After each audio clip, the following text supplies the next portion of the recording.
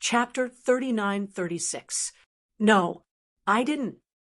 Then why did you wake up so late? Hua Jin immediately yawned and pretended to be sleepy. I guess I just woke up. He was halfway through his sentence when Gong Jie narrowed his eyes at his meticulously combed hairstyle. Then he glanced at the sleepy expression on his face. Gong Jie's thin lips curled up coldly. Obviously, he didn't think that his reason was convincing. Do you know how to sleepwalk? I haven't woken up yet. I've already combed my hair. Gong Jie raised his eyebrows at the man's embarrassed expression and said calmly, Say it. What's the matter? What the hell? Hua Jin was a little frustrated. Gong Jie came to his hotel early in the morning and gave him a big surprise. In the end, he asked him what was the matter. Hua Jin was angry, but he didn't dare to say anything. He still smiled and said, Nothing much. Why would I look for you? Nothing much. You asked me to meet you at the hotel? Gong Jie was getting more suspicious. Hua Jin was shocked and stunned when he heard this. What? He asked him to meet him at the hotel? When did this happen? Could it be Liang Yin asked him to meet her? This guy, Gong Jie, had been observing his expression. Initially, he was still wondering if the person who provoked him at the Mu residence yesterday was Hua Jin or Liang Yin. He thought that if it was Hua Jin, he would never dare to tease him. What kind of guts does Hua Jin have to make fun of me? However, Gong Jie was now completely sure that the person who was spouting nonsense at the Mu residence yesterday was Hua Jin. Their identities had been swapped long ago. At the thought of this, Gong Jie's lips curled into a cold smirk as he walked into the room. Locking his gaze on Hua Jin, he closed the door behind him. With a click, the door locked automatically. Hua Jin was still feeling humiliated from being betrayed by Liang Yin. When he heard the door, he immediately looked up and saw that Gong Jie had actually stepped into the room. The door behind him was already closed. This Hua Jin looked at Gong Jie and then at the door. He instinctively took a few steps back. He wanted to laugh, but the laugh that came out was uglier than crying. Master Jie, what are you doing? Hua Jin immediately moved aside. Since you're here, have a seat. As he spoke, he turned around and walked towards the living room like a deserter. He poured tea and water in a flurry. Gong Jie crossed his arms and calmly observed his brother's every move before he suddenly blurted out, I've thought it through. Huh. Hua Jin raised his head with a puzzled expression. What do you mean? Didn't you say yesterday that you have feelings for me? Gong Jie looked serious. Why don't we try to get along? Everywhere. Hua Jin was so frightened that he almost bit his tongue in his stutter. He looked embarrassed. What do you mean by that? Were you serious about what you said yesterday? Gong Jie's tone suddenly became extremely stern. Are you toying with me? No. How would I dare to toying with you? Gong Jie said. Then you're serious. Hua Jin was speechless. He chose to play dead. Don't play dead. Gong Jie harumphed coldly. He walked straight to the sofa and sat down. Patting his thigh, he said, Come here. Chapter 39-37. Was this the rhythm of letting him sit on his lap? Even if he really wanted to do something, wasn't this rhythm a little too fast? Hua Jin was a little confused by Gong Jie's words. I told you to come over. Oh, Hua Jin did not dare to go against his wishes. He walked over fearfully and sat upright on Gong Jie's lap. He felt that the chill from the iceberg behind him was getting more obvious. Did I ask you to sit on my lap? Hua Jin was so scared that he shivered, but he wanted to cry but had no tears. Weren't you the one who slapped your thigh and asked me to sit? Wasn't that what you meant? Even if you were summoning a dog, you couldn't just give out commands. He shuddered in fright and subconsciously tried to shift his butt onto the sofa. Gong Jie, however, gripped his waist in displeasure, and he could no longer move. Gong Jia leaned close to his ear and whispered, "Are you that impatient?" His charming breath brushed against his face, as if countless cat claws were scratching him, itchy and hot. Hua Jin was a little depressed. "What do you mean impatient?" "What else?" Gong Jia asked calmly. "Why else would you sit on my lap so intimately? Why are you playing hard to get? And now you want to seduce me?" When Hua Jin heard this, he flew into a rage out of humiliation, but he did not flare up. He held back his anger and said indifferently, "If you're really such an upright person, how could I seduce you? Unless you like men too? That's impossible." "Why is it impossible?" Gong Jia raised his eyebrows and gently pinched his face. "How do you know that I'm not interested in men? Maybe it's just like what you said. I haven't fully developed it. Maybe what you said yesterday has developed me." This action was so intimate that Hua Jin was instantly like a frightened cat, his hair standing on end. What do you mean? Didn't you say yesterday that you like me not because you like men, but because the person you like is a man?" Gong Jia hugged Hua Jin's waist affectionately. "Didn't you say yesterday that you like me not because you like men, but because the person you like is a man? Did he say that?" It must have been Liang Yin again. Hua Jin's face darkened even more. Once again, he deeply experienced what it meant by extreme joy begets sorrow. "Actually, I didn't say those words yesterday. Do you believe me?" As Hua Jin spoke, he looked at Gong Jia with a sincere expression. But he saw Gong Jia staring at him coldly. "Hua Jin, all right then. Forget it if you don't believe me," Hua Jin said angrily. "Anyway, I didn't say those things. Liang Yin said those things to you on purpose to get back at me. I'm innocent. I've always found it strange." "What's strange? Tell me, what kind of man would make another man blush? Unless there's something wrong with it." Gong Jia came to this conclusion. Hua Jin was speechless. "There's nothing to be afraid of admitting that you like a man." When Hua Jin heard that, he was even more speechless. He stood up angrily and said, "Anyway, you won't believe me, no matter what I say. It's superfluous to explain." Hua Jin was about to leave, but Gong Jia held on tightly to his waist. "Hey, let go." Chapter 39-38. This scene frightened Hua Jin quite a bit. Gong Jia did not put all his weight on him. However, when Hua Jin's gaze fell on his face, it was as if his cold eyes were going to burn through his face. Hua Jin was about to speak when he heard a beep. The door opened. Liang Yin swiped the room card and walked into the living room. However, when she stepped into the living room, she saw the scene on the sofa. She was instantly dumbfounded. What was going on? She was caught off guard and saw such a scene. Hua Jin was also stunned. He did not expect that Liang Yin would come back at this time. She had the room card with her, but she did not expect that Liang Yin would come back at this time. He was stunned for a moment. When he came back to his senses, he immediately became unusually angry. "Liang Yin!" He yelled at her sternly. Liang Yin instantly felt that things were not going well. In a short period of time, she immediately regained her train of thought. Yesterday at the Mu residence, she had arranged to meet Gong Jia at the hotel. She had said that she had something important to discuss with him. Initially, she had wanted to use this opportunity to intimidate Hua Jin. She did not expect that Gong Jia would really come back. In the end, she did not expect that Gong Jia seemed to take it seriously. Liang Yin shrunk her shoulders and immediately turned around, wanting to escape. Gong Jia turned around and looked at Hua Jin, who was struggling to get up. "Liang Yin, you're not allowed to leave. Come back and explain everything to me."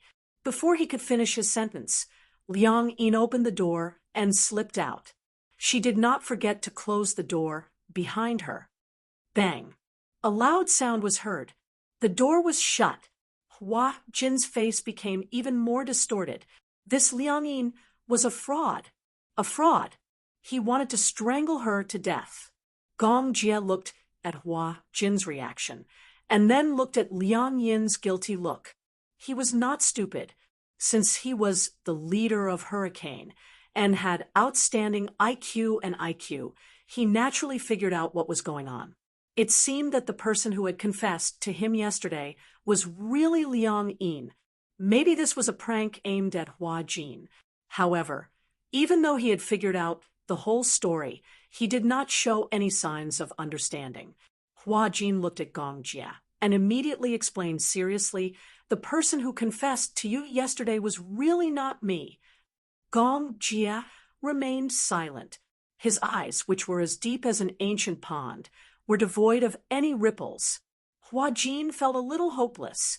Gong was so smart that he could not figure out what was going on. He had already explained it this way. If he still did not understand, then Hua Jin really did not know how to explain it. Ah, how infuriating! Gong Jie smirked and lowered his head. The tip of his nose was almost touching Hua Jin's nose. The distance between the two of them was closer than ever. He even felt that the air he breathed in was coming from between his lips and the tip of his nose. "I'll let you off this time."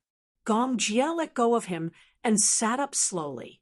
Hua Jin saw him get up and did not dare to let his guard down. He stood up warily and looked very guarded. Gong Jie did not care about his vigilance. He stood up and walked towards the door. It was only after Gong Jie left the room that Hua Jin heaved a sigh of relief, feeling as if a heavy burden had been lifted from his shoulders. Pervert! Liang Yin went back to her room. She was restless. She stood up for a while, and then paced back and forth. The doorbell suddenly rang. Chapter 3939. Liang Yin was shocked, but she knew that Hua Jin must have come looking for her. She would have to face him sooner or later. Liang Yin clenched her fists and walked to the door. She opened the door with fear and trepidation, only to see Hua Jin standing at the door, glaring at her. The anger on his face was scarier than ever. "Liang Yin." Here. Liang Yin stood at attention. Then, like a country bumpkin, she respectfully welcomed him into the room. "Boss, don't be angry. This isn't. I was just kidding, but I didn't think that the joke would get out of hand." Hua Jin questioned, "You had a date with Gong Jie yesterday?" Liang Yin didn't dare to hide anything, and nodded reluctantly. "You were the one who asked him to meet at the hotel." "Yeah," Liang Yin hurriedly explained. "I really didn't think that he would come. What else did you do behind my back?" I didn't do anything." "Humph. Scam. Stupid teammate. How can you scam me like this?" Hua Jin snorted angrily. However, when Liang Yin came back to her senses, she straightened her back. It was obvious that she had thought of something after hearing what he said. Suddenly, her anger flared up, and she grabbed him by the collar. It was said that women changed their faces faster than flipping the pages of a book. Even Hua Jin didn't think that Liang Yin would change her face so suddenly. "You're still talking about me. What about you? How did you scam me? Where did you go last night?" When Hua Jin heard this, he understood what was going on. He turned his face away guiltily and didn't want to look at him anymore. "I was just joking, and it didn't cause you any harm. What about you? You actually went to Chinzhou's place last night." Hua Jin retorted stubbornly, "Is there a problem?" He didn't think that there was a problem. Men's brain circuits were usually bigger, but women were more sensitive and delicate. Hua Jin didn't think there was anything wrong with sleeping in the same bed as Chinzhou. He even asked, "How does it feel to wake up with your idol?" "What do you mean? Give me back my reputation." Hua Jin argued, "It's just sleeping in the same bed. What's wrong with that? How is it a matter of reputation?" Liang Yin sneered. Huh, what was the problem? How did you guys sleep last night? Just like in the past, Huajin replied in all seriousness. After I took a shower, I slept at his place. Huh, not only that, right? You even shared a bed with him. If it weren't for the two of us swapping places today, I wouldn't even know that you're ruining my body like this. Liang Yin was obviously very angry. Hua Jin, on the other hand, was full of righteousness. How is this a waste? I haven't been in a relationship yet, and I'm randomly sharing a bed with a man. Don't you think it's ridiculous? What do you mean by ridiculous? Hua Jin harumphed and purposely teased. Don't you have a crush on him? Aren't I creating an opportunity for you guys? Huh. Liang Yin was even angrier when she heard this. She was so angry that she laughed. Is this how you create opportunities? Your so-called opportunity is to create an opportunity to share a bed. Also, you're only wearing a bathrobe? Because I didn't bring a change of clothes, but you can't sleep with him. Chapter 3940. What's done can't be undone. Liang Yin was completely horrified. This Hua Jin actually dared to have such an idea. Oh, I see. Then you're really doing it for my own good. Then why didn't you and Gong Jia do it? Pounce on him? Speaking of which, when I opened the door just now, I found you and Gong Jia on the bed. Did I interrupt your progress? It would have been better if she hadn't mentioned this. The moment she did, Hua Jin was instantly enraged. You still dare to talk about it? Let me ask you, why did you ask Gong Jia out at the hotel? What's your motive? Liang Yin cleared her throat and then imitated Hua Jin's teasing tone. She said lightly, what's done can't be undone. What's done can't be undone. Hua Jin reached out his finger and poked her forehead angrily. What's done can only be done between men and women. Do you know that you're pushing me into a sea of fire? Why would I harm you? Liang Yin pretended to be kind and said, no way, I see that you like him. How can you tell that I like him? If you don't like him, Liang Yin paused and raised her eyebrows. Then why do you look shy? Shy? How can you tell that I'm shy? You can't hide your shy expression.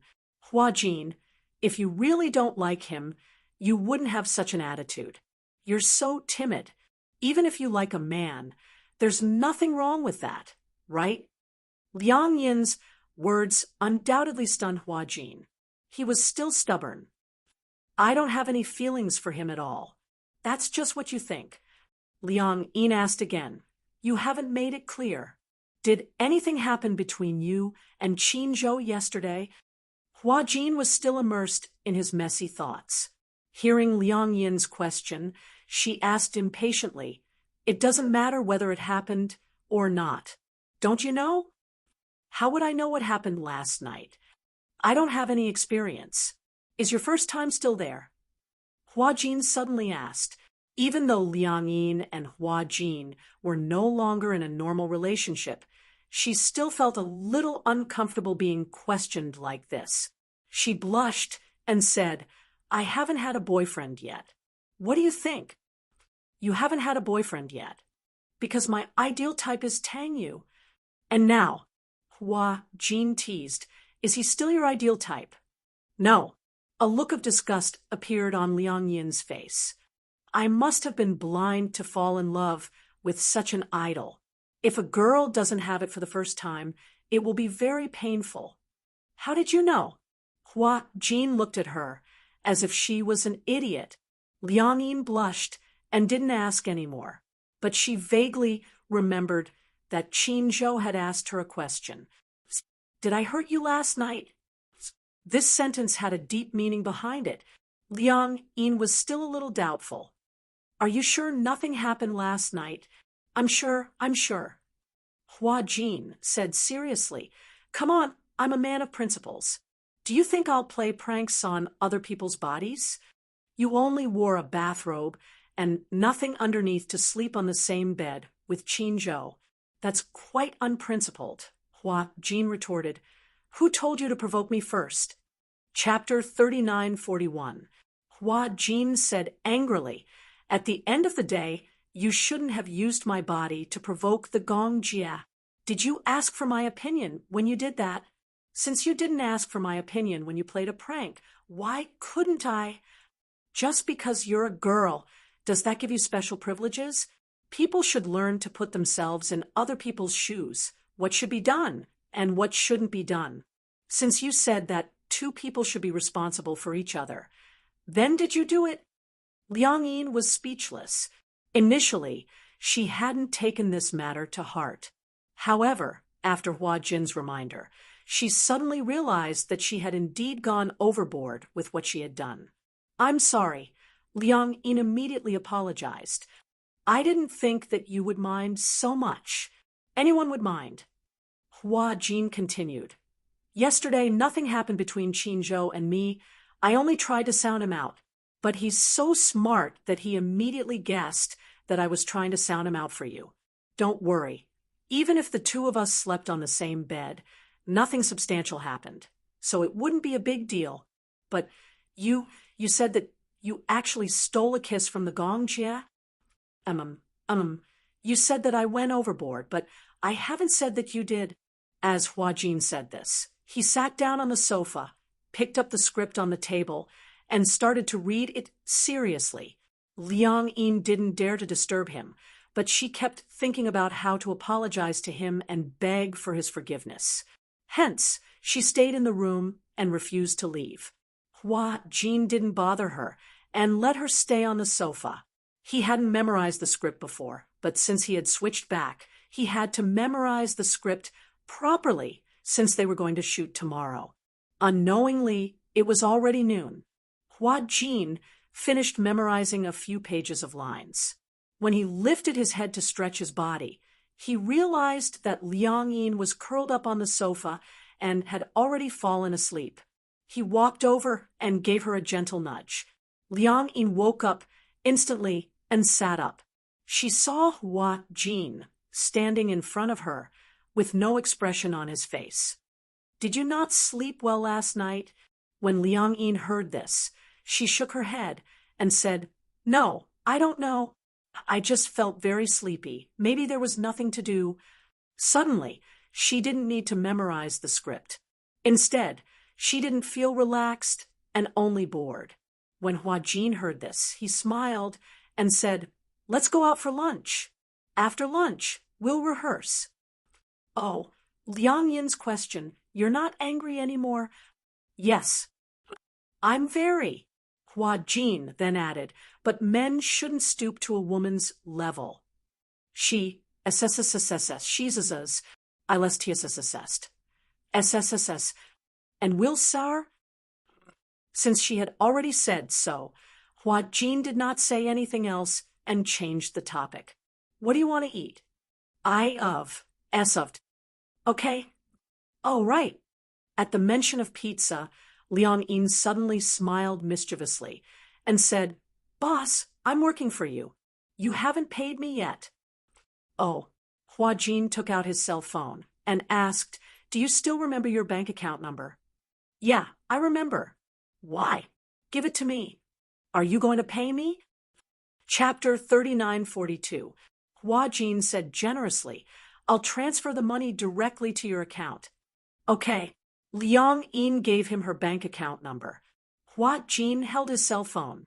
After a while, Liang Yin's cell phone beeped with a notification that the money had been transferred to her account. Liang Yin picked up her cell phone and glanced at it. It was a notification from her account that she had received $1 million. She was so shocked that her eyes widened. $1 million. Yeah, so much. Liang Yin had never seen so much money before and was dumbfounded. $1 million. She had only acted in a few scenes for him to earn so much money. Liang Yin felt that this money was like a pie that had fallen from the sky. "You acted in 2 episodes for me. I told you before that we'll split the pay in half. $1 million for 2 episodes. As Hua Jin said this, his lips curled into a smile. "Moreover, You acted very well. You deserve this pay." Liang Yin hugged her cell phone in surprise, her face full of happiness. Seeing her expression, Hua Jin couldn't help but laugh. "Do you feel like you've suddenly become a nouveau riche? Haha, did you know? Some people in my hometown demolished a few hundred square meters of private property. Guess how much it cost to demolish it?" "How much?" $800,000. Hua Jin expressed his surprise. "What kind of remote place is your hometown? Why is it only $800,000? Anyway, it's not far from the capital, but it's been developed into a highway." After all, to Liang Yin, getting $1 million after acting in such a small role was undoubtedly the same as winning the lottery. As Liang Yin said this, she stood up and patted Hua Jin's shoulder generously. "Let's go. I'll treat you to pizza today." "Yo, Boss Liang is so generous." There was a Western restaurant in the film studio complex. It was very secretive. Basically, it was a private room. Most paparazzi wouldn't be able to sneak in. Hence, most celebrities like to dine at this Western restaurant. On the way, they bumped into some celebrities. When they saw Hua Jin, they greeted him respectfully. Although Hua Jin wasn't considered a veteran actor in the entertainment industry, his acting skills were one of the best among the new generation of male idols. The producers and directors in the industry thought highly of him, and he had many roles. At the entrance of the Western restaurant, they bumped into the assistant director of Heavy Snow. Usually, in a film crew, most of the assistant directors were in charge of casting. Upon seeing Hua Jin, the assistant director grumbled to him. "Something happened in the production crew recently." "What happened?" Hua Jin could not help but express his concern when he saw the assistant director's frown. "Didn't you know? Li Jin was kicked out." It flew. Hua Jin was a little surprised. "Oh, speaking of which, who is Li Jing?" "Oh," the director knew that Hua Jin usually did not get close to other actresses, so he mentioned, "She's the one who played Gu Huanyao." Auntie? In the production crew, although Li Jin looked younger, she was still old. Hence, everyone in the crew called her Auntie. Why was she kicked out? Chapter 3943. The assistant director's face was full of worry as he said, "Look, we've been choosing and choosing, but we haven't picked anyone." Liang Yin stood at the side, bored to death. She was sizing up the people coming and going. On average, 1 out of 5 people was a big star. She watched them with great interest. Usually, she wouldn't have such an opportunity to be in close contact with these big stars. She would only catch a few glances on TV. At the film studio, any one of them would be a star. Liang Yin was already used to it. It wasn't like her first day on set, when she was surrounded by big stars and felt a little uneasy. Now, she had a normal attitude toward stars. She felt that these stars were good at acting and were pretty, but they were actually no different from ordinary people.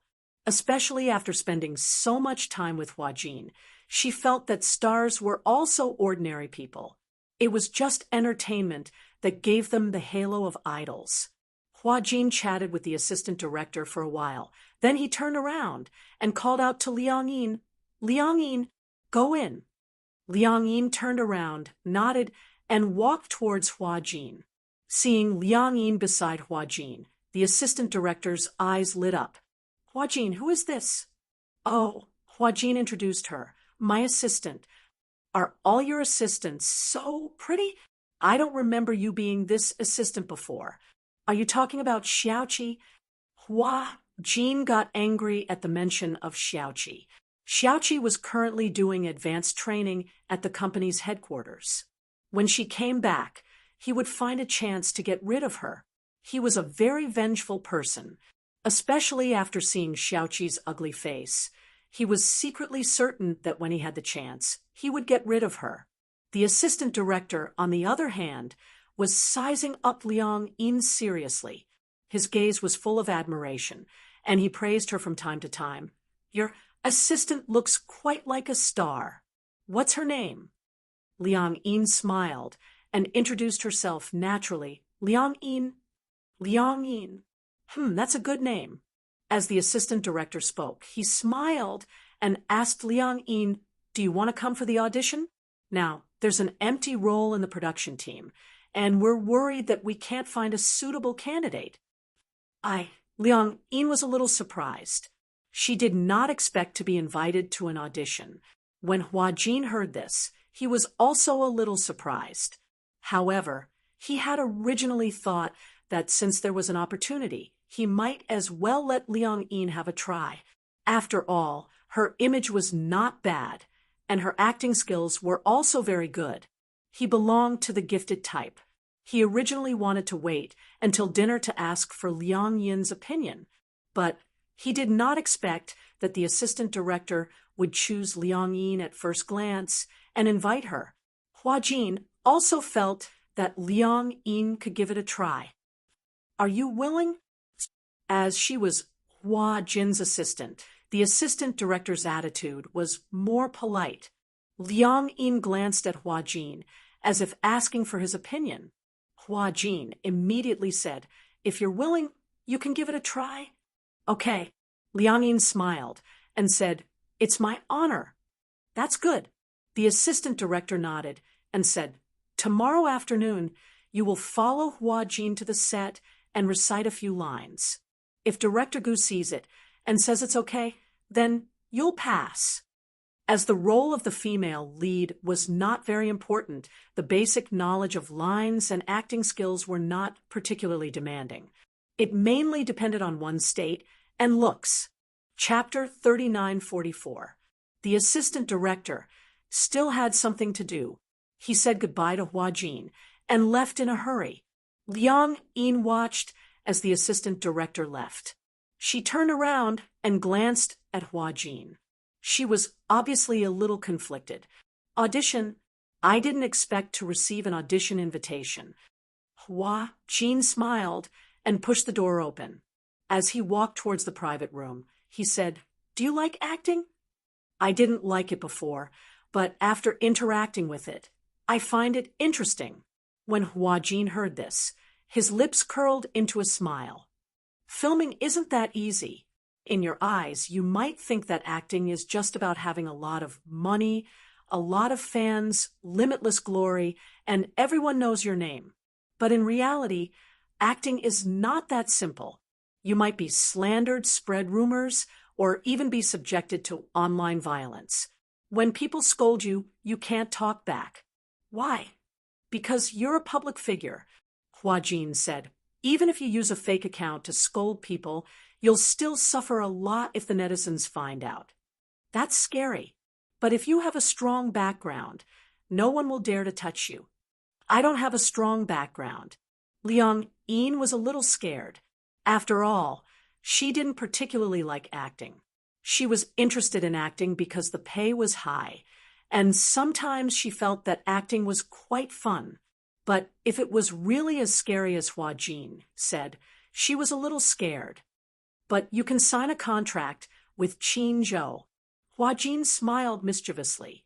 If you become his artist, won't you have a lot of opportunities to interact with him?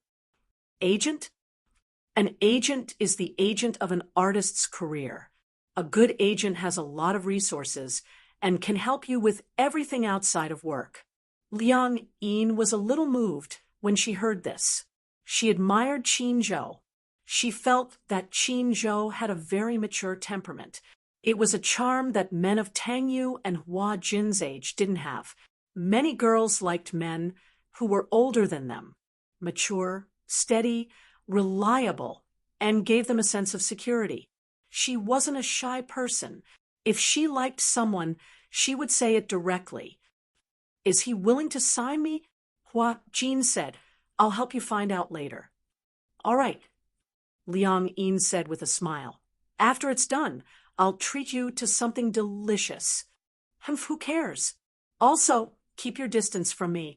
If you cause another soul misalignment, I'll definitely jump off a building.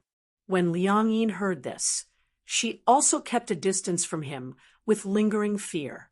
Especially when they passed by the fountain in the courtyard, the two of them were especially vigilant. As the saying goes, once bitten, twice shy. After lunch, the two of them went back home. Liang Yin accompanied Hua Jin to go through the script. Hua Jin also gave her the lines for Ubutary. Liang Yin took it back and memorized it seriously. The next day, Hua Jin brought Liang Yin to the set. He acted while Liang Yin was brought to the audition by the assistant director.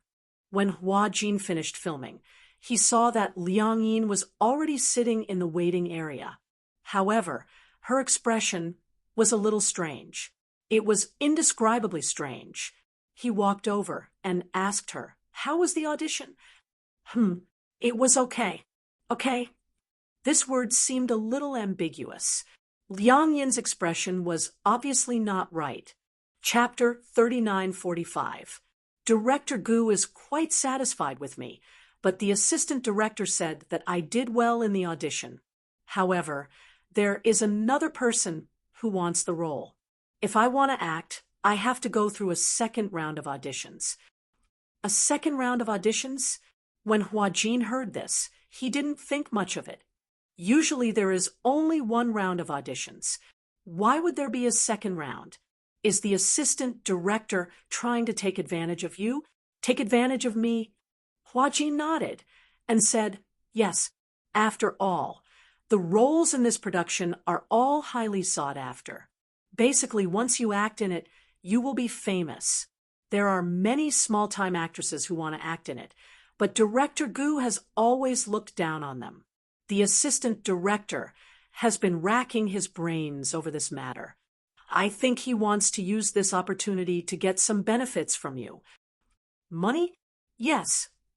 I also thought that he wanted to use this as an excuse to ask me for packaging fees, so I asked him indirectly.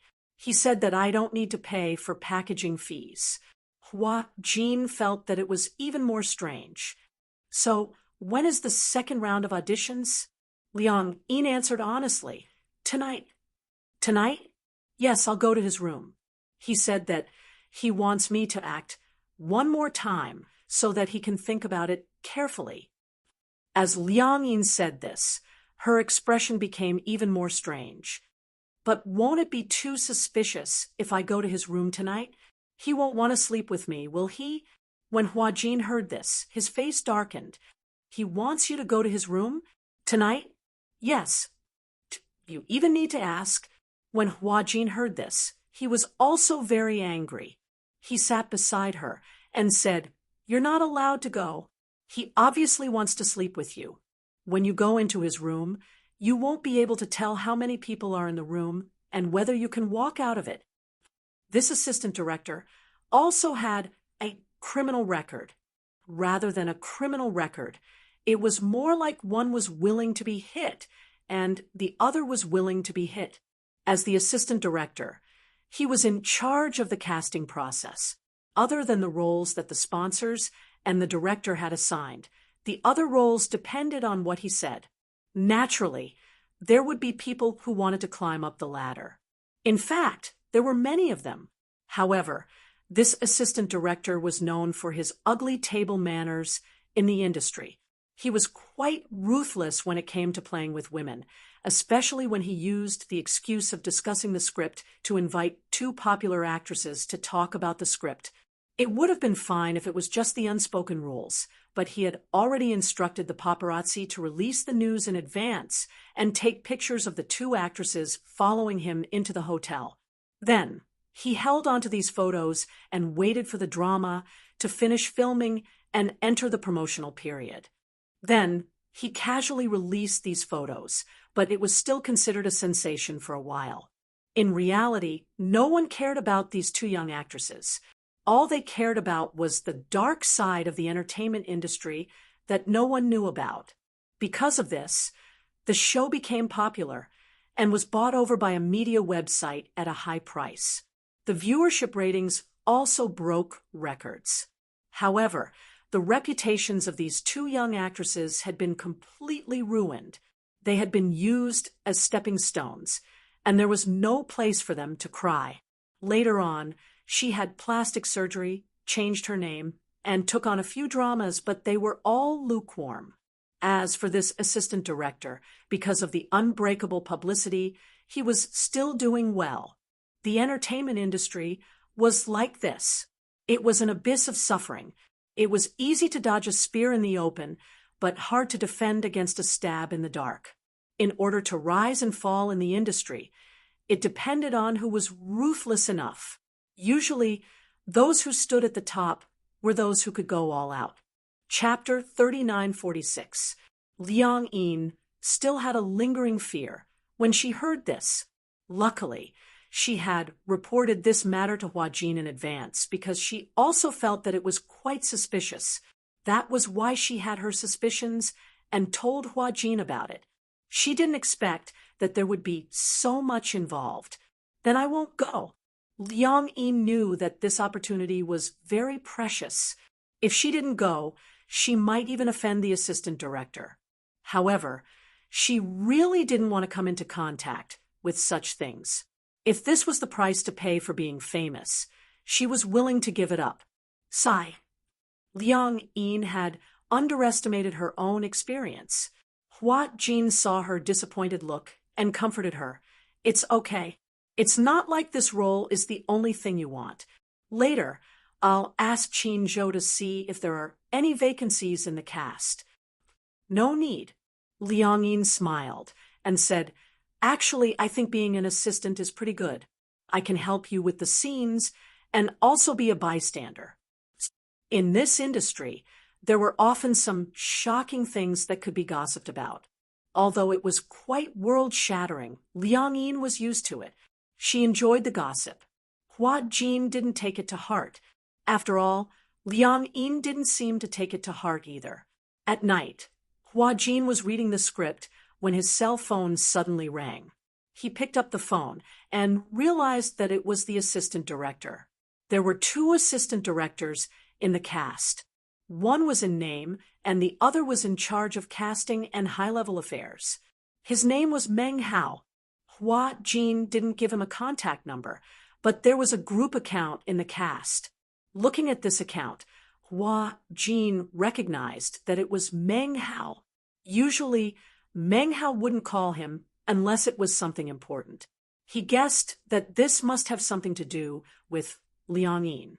When he picked up the phone, the other party asked directly, Hua Jin, what's wrong with your assistant? Didn't you say that there's an audition tonight? Why don't I see her? Also, I can't get through to her cell phone. Director Mong, I've heard about what happened today. I was the one who told Liang Yin not to go. Liang Yin is innocent. You can fool her, but can you fool me? Do you think I don't know what you're planning? In this industry, if you want to be in a film, you have to go all out. But Liang Yin is my assistant. Even if you want to give me face, you shouldn't do this. That's fine, but you actually came to me to ask for him? There was a deathly silence on the other side. After a long time, Meng Hao smiled. He naturally expected that Liang Yin must have told Hua Jin about this matter. So he didn't avoid it. After all, she was just an assistant. She expected that Hua Jin would at most turn a blind eye to it and not care about it. Meng Hao had taken a liking to Liang Yin. With Liang Yin's looks, it was definitely rare to see someone like her in the entertainment industry. Many celebrities in the entertainment industry had their looks altered, but they often looked like the product of an abortion line.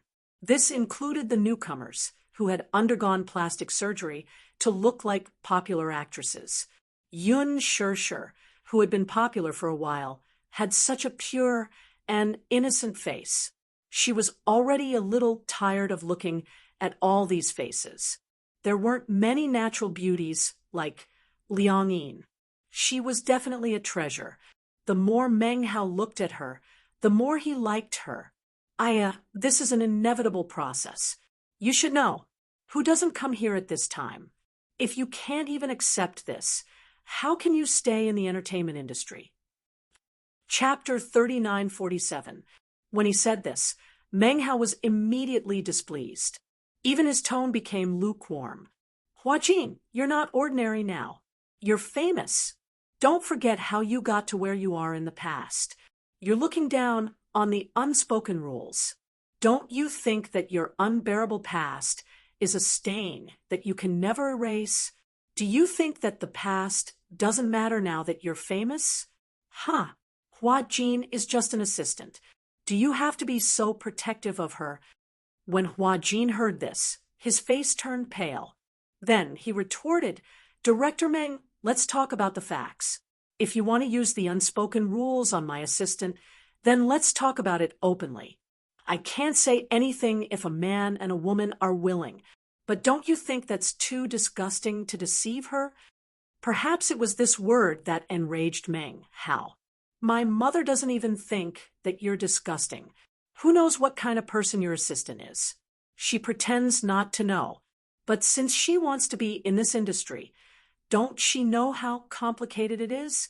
Why are you pretending to be innocent? Don't act anymore. Get out of here. When Hua Jin heard this, he was completely enraged.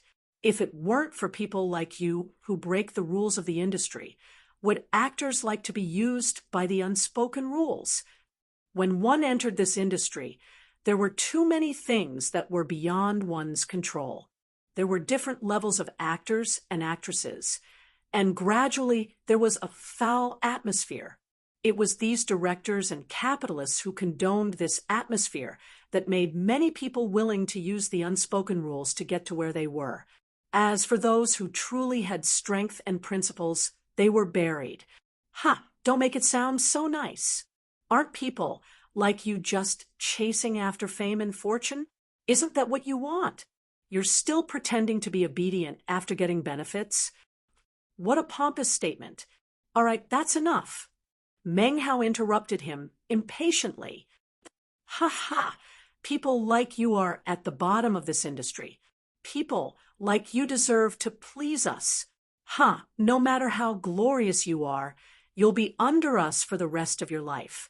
With that, the phone was hung up harshly. Hua Jin stood by the floor-to-ceiling window, holding his phone. He was so angry that he was trembling. Damn it! People like you, no matter how glorious you are, will be suppressed by us for the rest of your lives. These words were like a stab to his heart. Hua Jin clenched his fists. The old scars in his heart were ruthlessly torn open. Even the scabs and skin were badly mangled. Hua Jin. Liang Yin's weak voice suddenly came from behind. Hua Jin didn't dare to turn around and let her see him in such a sorry state. Liang Yin was just about to return the script when she heard Hua Jin arguing with someone through the door. Worried, she swiped the room card and heard Hua Jin and Meng Hao arguing. She felt especially upset when she heard that. She didn't know why, but when she looked at Hua Jin's lonely back, she actually felt an incomparable heartache. She walked over gently and held his shoulder carefully. Hua Jin, are you okay? Hua Jin shook his head and said, I'm fine. Liang Yin looked at him quietly, feeling a little upset. She remembered how Qinzhou looked a little distressed when he talked about Hua Jin during breakfast in the morning.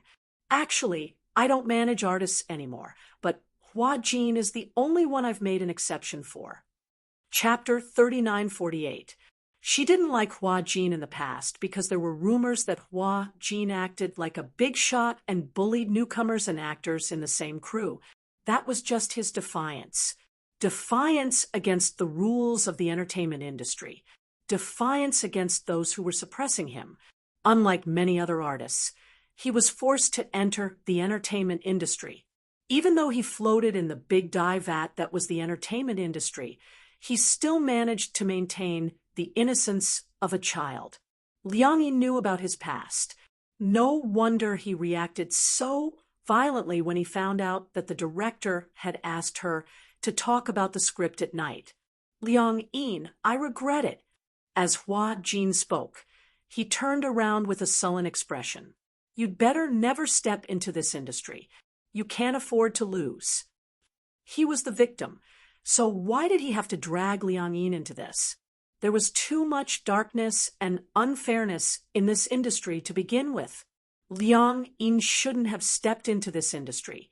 Liang Yin paused for a moment and smiled. I used to think that you were a perverse and rebellious idol boy. Actually, Hua Jin, haven't you realized that you're a very gentle person? When Hua Jin heard this, he didn't understand why she said that. Gentle? Although you always say mean things, you've always been taking care of others. Thank you for thinking so much for me. Hua Jin and Liang Yin looked at each other and smiled.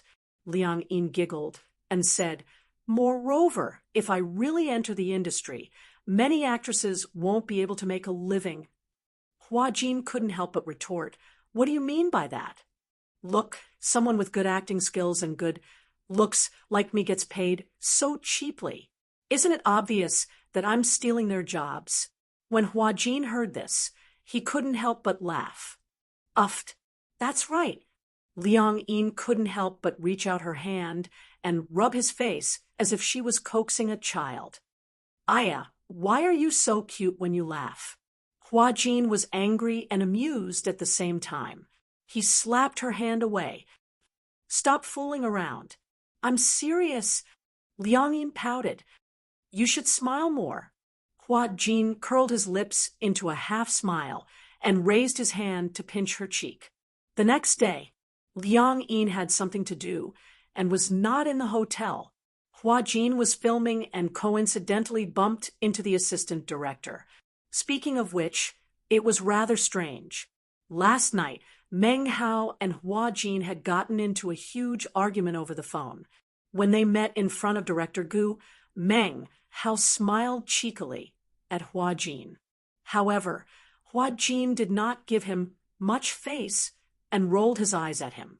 When Meng Hao saw this, he was furious, but he had no choice but to swallow his anger.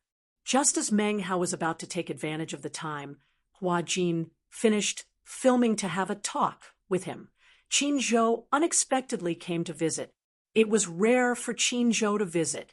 For the first time, she came to visit him at work, catching Hua Jin off guard. Why are you here? Qin Zhou didn't know why he had come to visit. He just wanted to come for no reason. He did not answer Hua Jin's question directly. Instead, he sat in the waiting area like a big boss. Hua Jin immediately served the big boss tea. Big boss Qin spoke. I don't think I've come to visit you since you started filming. So, since I'm free today, I'm here to see you, lest you look like an orphan. Hua Jin was speechless. Qin Zhou suddenly thought of something. He recalled Hua Jin's reaction when he saw him and smiled. You seem to know that I already know about that matter. What matter? The matter that you've switched back. Chapter 3949. You're such an astute person. How could you not notice that something was wrong? When Qin Zhou heard that, he felt that it made sense. What I said really came true. When I woke up in the morning, I realized that it had already been returned. Hua Jin still had some lingering fear. You can say that I borrowed your words. Then Qin Zhou's lips suddenly curled into a sinister smile. Do you mean what you said? What do you mean? Do you mean what you said about me counts? Hua Jin did not react at first, but he nodded naturally. Yes, of course. Wait, he stared blankly with his eyes wide open. What do you mean? Qin Zhou reminded him calmly.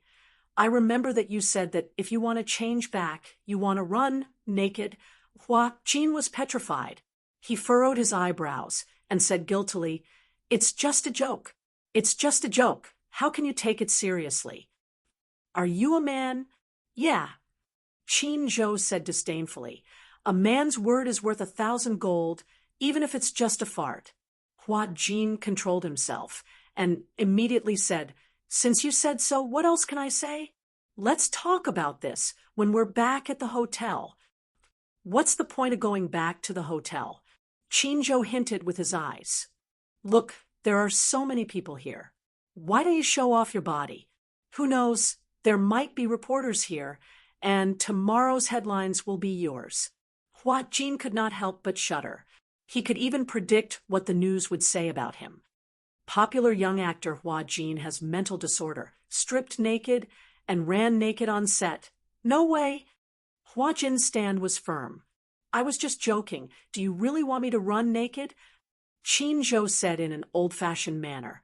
"Who knows, if you run naked tomorrow, Huan Yu's shares will double tomorrow." Hua Jin clenched his fists and complained, "What a scary capitalist." Qin Zhou urged, "Enough, stop talking nonsense, hurry up." "No, strip. No, strip." Qin Zhou seemed to take it seriously. He stood up all of a sudden.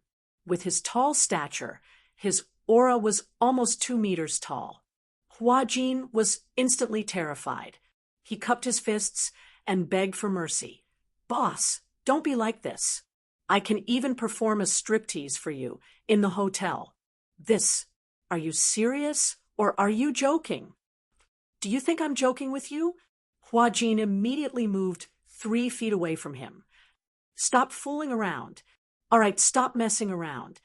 Qin Zhou added, "I'm really not interested in your body." "Hua Jin, where's your little assistant?" Qin Zhou returned to his seat and asked, "Why haven't I seen her today?" "She has something to do, so she has to go home." "What is it?" When Hua Jin heard this, he frowned and glanced at him suspiciously. He sniffed. Seeing him sniffing like a puppy, Qin Zhou said in disdain, "What are you sniffing for?" "Adultery. The smell of love." Hua Jin winked and said, "Why are you so concerned about her today?" "Is it strange that I'm concerned about my employee?" Hua Jin said seriously. "Even if she's your personal employee, it's strange for you to ask more than a second question." "Qin Zhou, don't tell me you're interested in her." Without waiting for Qin Zhou to speak, Hua Jin justified himself. "That's true. After all, we share the same bed. Strictly speaking, it's also a short-lived marriage." Chapter 3950. Yesterday, Meng Hao invited Liang Yin for an audition. After the audition, Director Gu was quite satisfied. Meng Hao? Qin Zhou recognized the name. Meng Hao's table manners are notoriously ugly in this circle. Why did Liang Yin want to audition? Does she want to act? She seems to be interested in acting. Qin Zhou thought about it. Since she passed the audition and Director Gu was very satisfied, what's next? Hua Jin said. Meng Hao invited her to a hotel tonight to talk about the luminous script. Luminous script. When Qin Zhou heard this, his eyebrows furrowed. This word had a deep meaning in the industry. There were often directors and producers who used the excuse of talking about the script to invite new actors or celebrities who wanted to act. They would go to the hotel under the guise of talking about the script and do inappropriate things. Of course, this did not only happen to male directors. Some older artists with more experience and resources were not limited to men and women. The object of this unspoken rule was also not limited to men and women. Especially many male directors, men and women had different tastes. The sexual orientation of many directors was a mystery. Qin Zhou knew that Meng Hao liked to play with women. Sometimes he would also play with some of the new young men. It was quite disgusting. Qin Zhou had been in the industry for so many years, and countless women had been sent to his door. It was not that he was not moved, but he felt that it was dirty. It was not that he felt that those who did not hesitate to sell their bodies for fame and fame were dirty. It was that he felt that this kind of transaction was too dirty.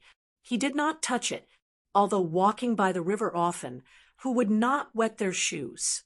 But Qin Zhou did not know what it was. It was as if he was made of steel, and his determination was extremely terrifying. However, there was one thing that everyone in the industry tacitly agreed on. No one dared to touch Qin Zhou's people, no matter how low their status was. As long as they were under Qin Zhou, no matter how crazy they would not dare to touch a hair on them. Therefore, Many newcomers who signed with Huan Yu dreamed of being under Qin Zhou, because if they became Qin Zhou's artists, not only would the resources be explosively good, but they would also not have to go through those ugly, unspoken rules. In this industry, even if they did not take the initiative to offer themselves, sometimes they could not help but be selected by the boss. They had to accompany him.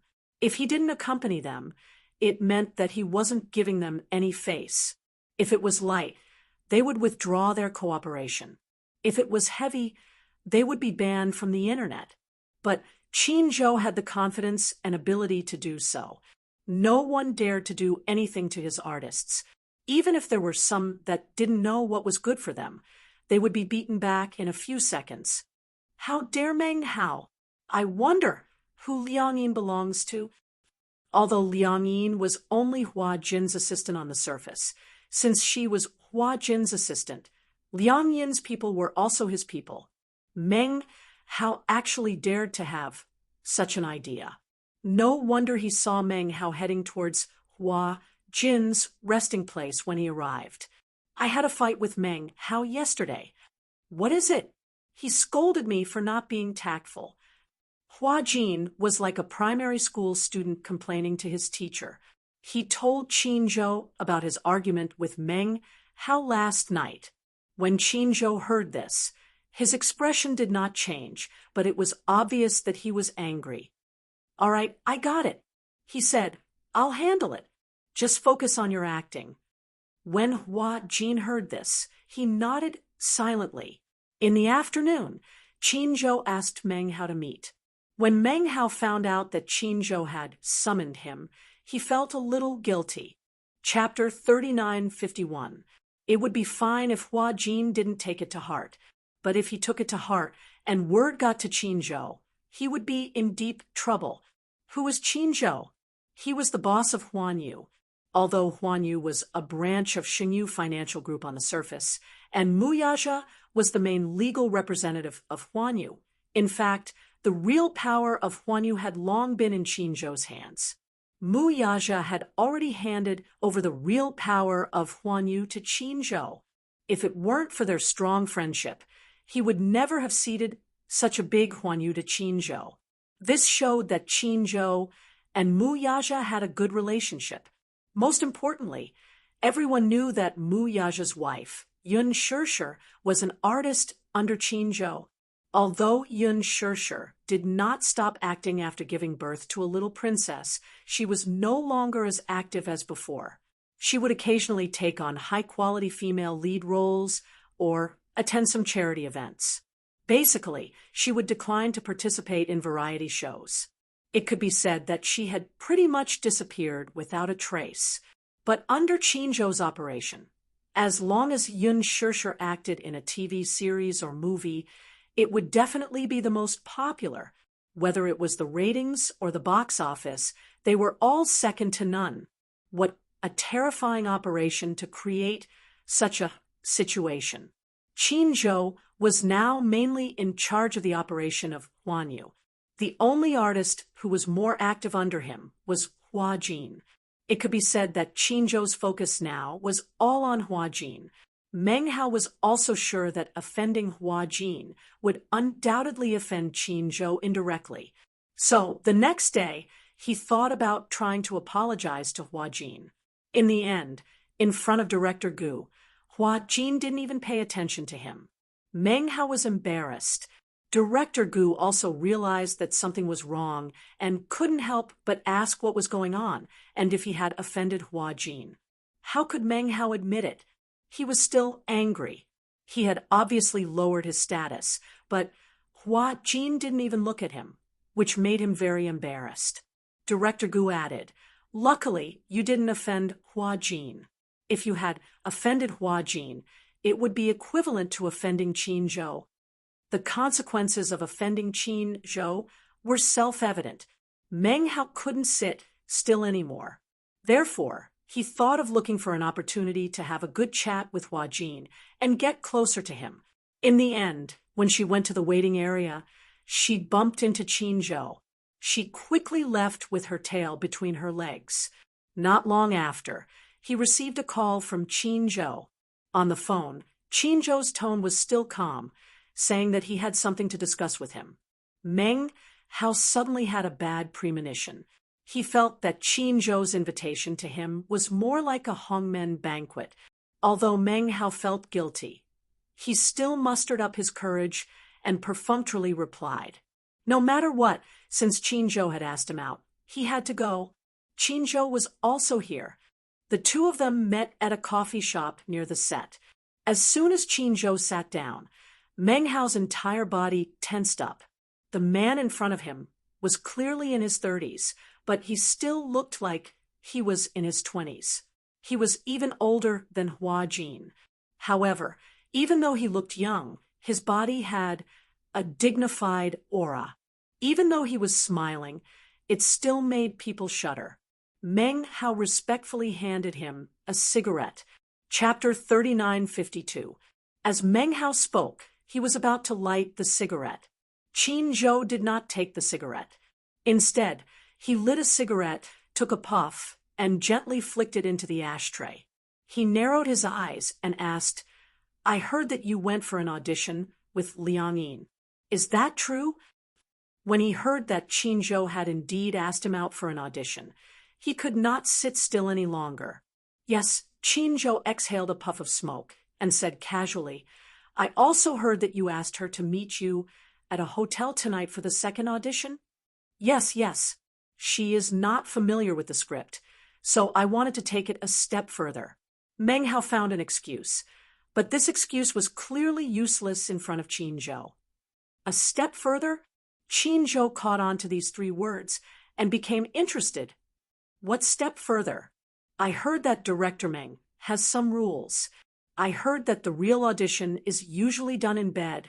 Meng Hao's sitting posture became more anxious. He quickly changed the topic. This Liang Yin, could she be one of CEO Qin's people?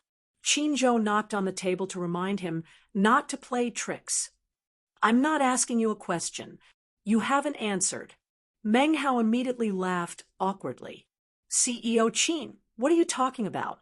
What do you mean by audition in bed? CEO Qin should know the rules of this industry. In our line of work, we face a lot of pressure every day when we're casting. Moreover, these women come to us one after another. In other words, Meng Hao was pushing the blame onto Liang Yin, implying that Liang Yin had come to him on her own accord. Qinzhou was even more displeased when he heard this. What you're saying is that my men are going to send themselves to your doorstep for you to infiltrate. Meng Hao couldn't sit still anymore. Isn't that? I didn't even touch her with a finger. Meng Hao frowned and decided to be frank. Boss Qin, I've figured out why you asked me to meet you this time. You're here to seek justice for Liang Yin, aren't you? Since that's what you mean, I think you're making a mountain out of a molehill. This matter hasn't even happened yet. However, after hearing what you said, I also know that from now on, as long as it's your people, even if it's just a small assistant, I won't dare to touch them. I'll give you my word. All right. He felt a little aggrieved. If he slept with this person, then he would feel a little guilty when they came knocking on his door. However, before he could even take a bite of the fat meat in front of him, Qinzhou had already interrogated him. He couldn't help but feel a little displeased. Qinzhou saw the change in his expression. Qinzhou raised his eyebrows, picked up the coffee cup, and took a sip. There was a long silence. Meng Hao couldn't sit still any longer. He stood up and bowed to Qinzhou. There's still work to be done on set. I'm in a hurry to go back. Chairman Qin, please take a seat first. As he spoke, he pretended to leave. Qinzhou, on the other hand, appeared to be neither hurried nor slow. He did not even lift his eyelids as he asked, Did I allow you to leave? I remember when we first met, you were still a small-time producer. Now that you've been promoted to assistant director and have more experience, you're looking down on others. Chapter 3953.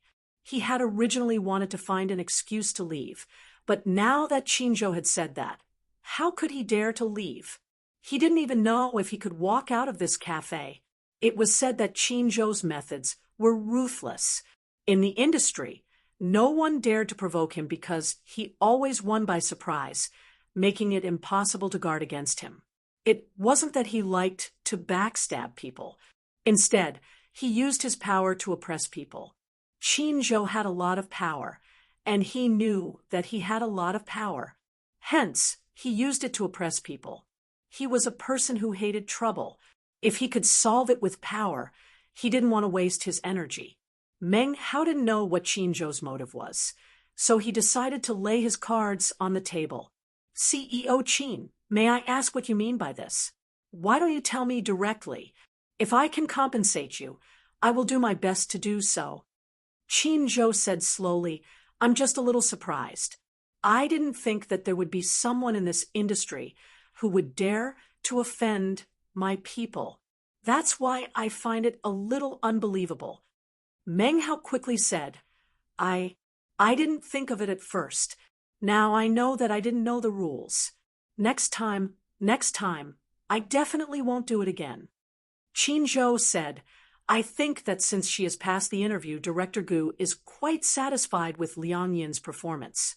Then, why don't we let her join the cast directly?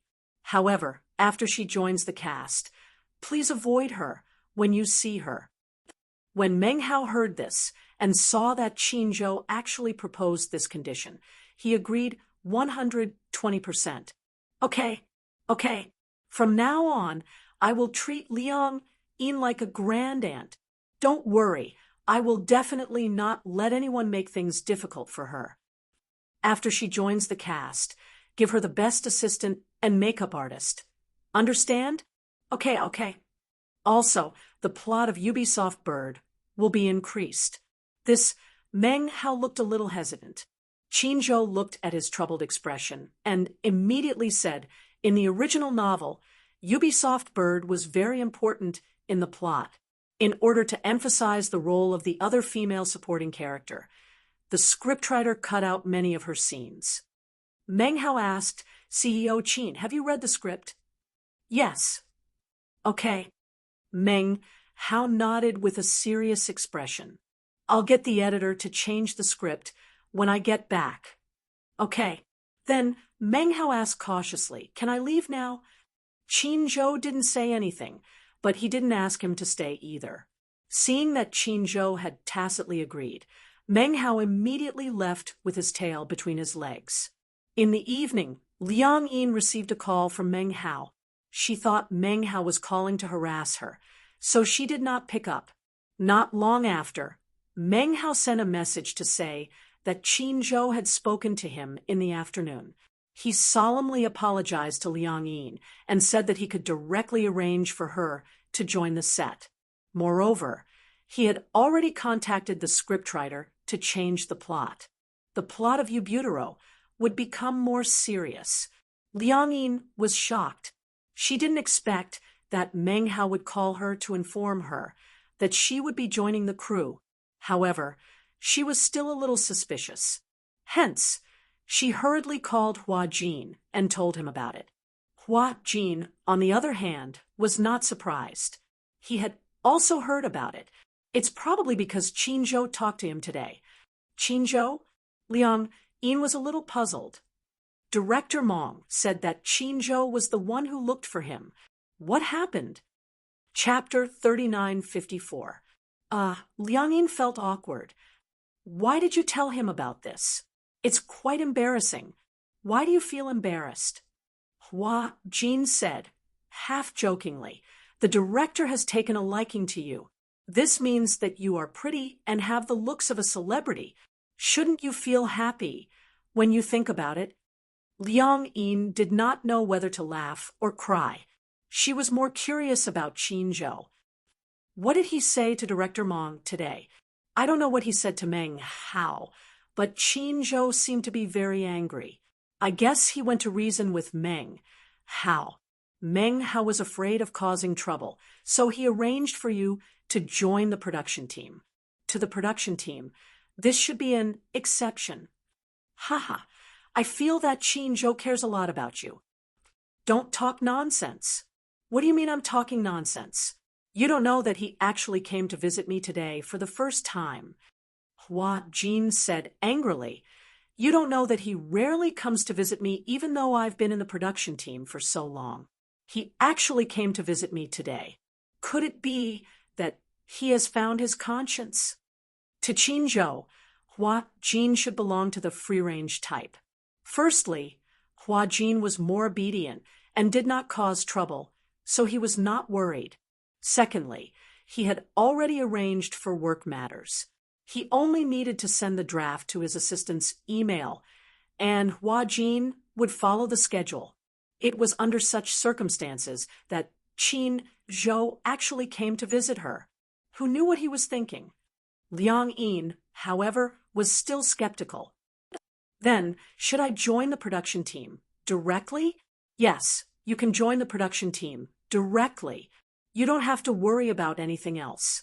I heard that Qinzhou even arranged an assistant for you. An assistant arranged by Meng. How?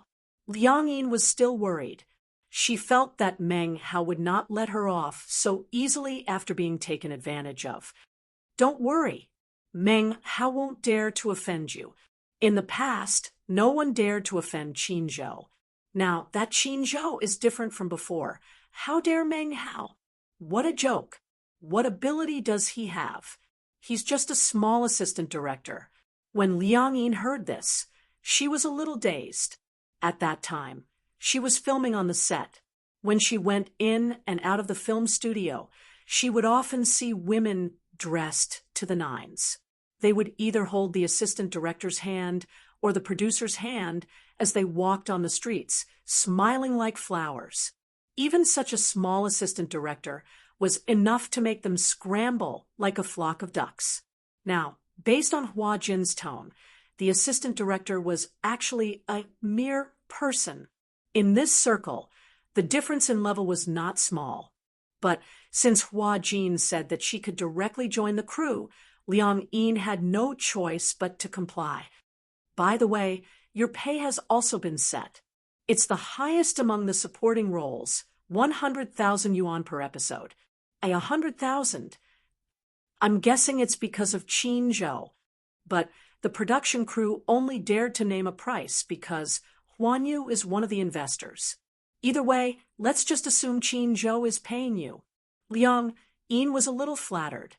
Hua Jin said enviously, that's great. You come from such a good family. You have to know that you haven't signed a contract yet. You don't have to share your pay with anyone. I've just debuted.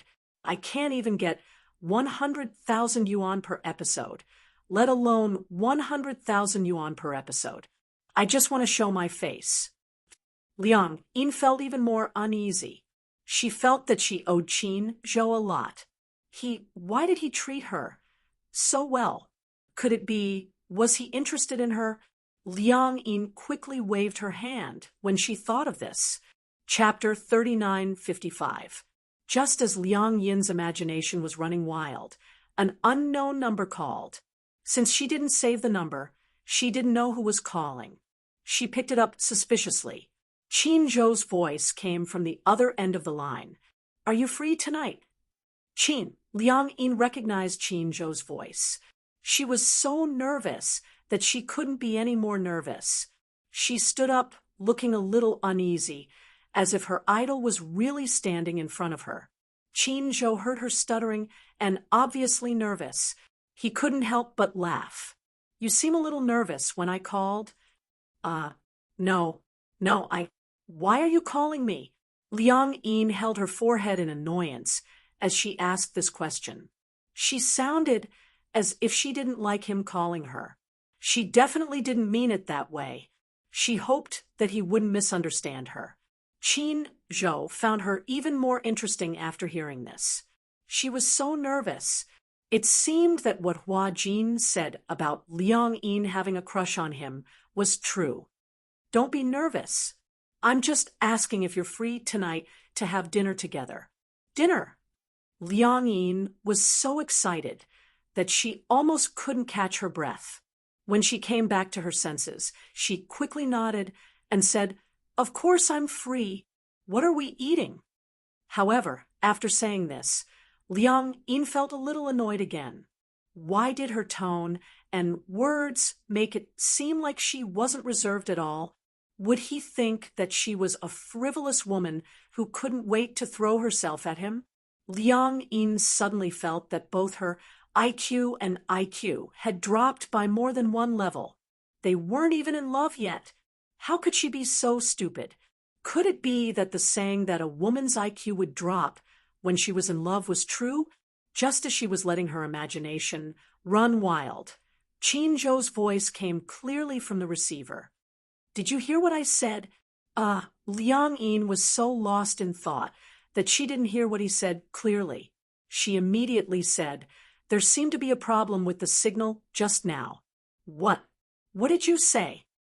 I asked you if it's convenient to pick you up now. It's convenient.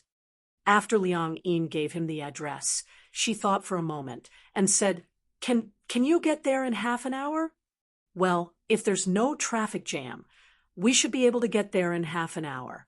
When Liang Yin heard this, she immediately felt a sense of urgency. After hanging up the phone, she immediately rushed into the bathroom to wash her face, wash her hands, and apply her foundation. She wasn't very good at makeup, but she knew how to do basic light makeup. However, she didn't know if it was because she was too nervous and flustered, but she seemed to have put on too much eyeshadow and too much lipstick. Just as she was about to start all over again, Qin Zhou called and said that he was already downstairs. Liang Yin didn't have time to remedy the situation. She put on her coat and hurried downstairs. When she arrived downstairs, she saw Qin Zhou's Bentley parked at the entrance of the neighborhood. He was sitting in the car, smoking a cigarette. When he saw her come downstairs, he immediately put out the cigarette, opened the door, and got out of the car. The moment he saw Liang Yin, his face froze. Qin Zhou's deep gaze landed on her face. At first glance, he was attracted by her thick eyeshadow. She seemed not very good at makeup. Her eyeshadow was too thick, so her eyelids looked bloated. Chapter 3956. Qin Zhou asked, Did you put on makeup? When Liang Yin heard this, she became a little nervous. What's wrong? Is it very thick? Qin Zhou touched the tip of his nose and said, Yeah, it's a little thick. Like a little tabby cat, Liang Yin covered her face guiltily. She didn't have a mirror with her, so she didn't know what to do. It's cold. Let's get in the car first. As Qin Zhou said this, he unlocked the car. Liang Yin lowered her head and got into the car in frustration. However, for some reason, perhaps because she was worried that she would sit too close to him, the failed makeup on her face was clearly visible. When Qin Zhou got into the car and saw that she was sitting in the back seat, he was a little surprised. Why are you sitting in the back? Well, Liang Yin said guiltily, Do you want me to go up and remove my makeup? I don't really know how to put on makeup. It seems too ugly. If you don't know how to put on makeup, why do you want to put on makeup? Qin Zhou retorted. Hearing this, Liang Yin felt even more dejected. It looked like she really did put on makeup that was very ugly. Otherwise, he wouldn't have said that. Oh no, she had wanted to put on some pretty makeup to leave a good impression on him. In the end, she hadn't expected that it would backfire. Just as she was feeling more dejected, Qin Zhou suddenly said, I think you look good with makeup. When Liang Yin heard this, she was stunned. She was a little surprised and in disbelief. Really? Qin Zhou nodded seriously and patted the front passenger seat. He smiled and said, Come and sit here. Oh, she obeyed and moved to the front passenger seat.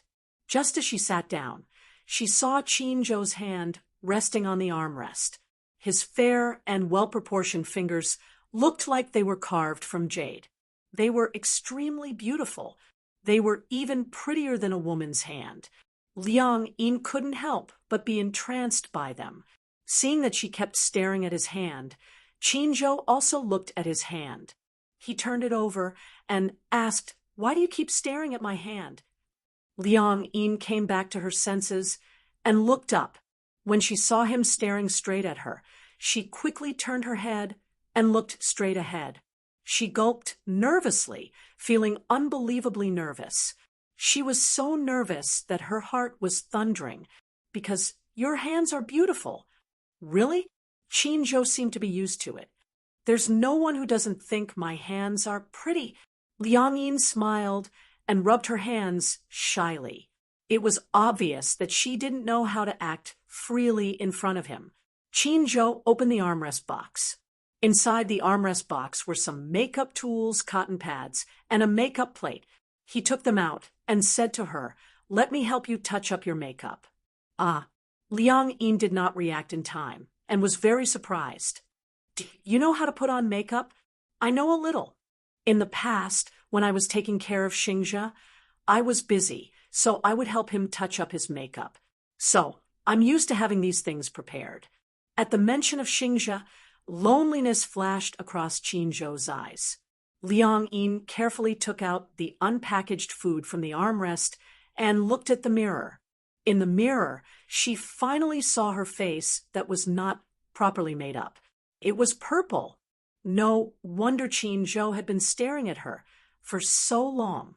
It was really unsightly. Chinzhou said, "Turn around."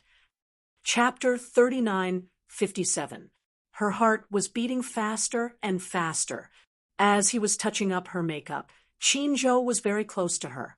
She could even feel the gentle breath coming from his lips.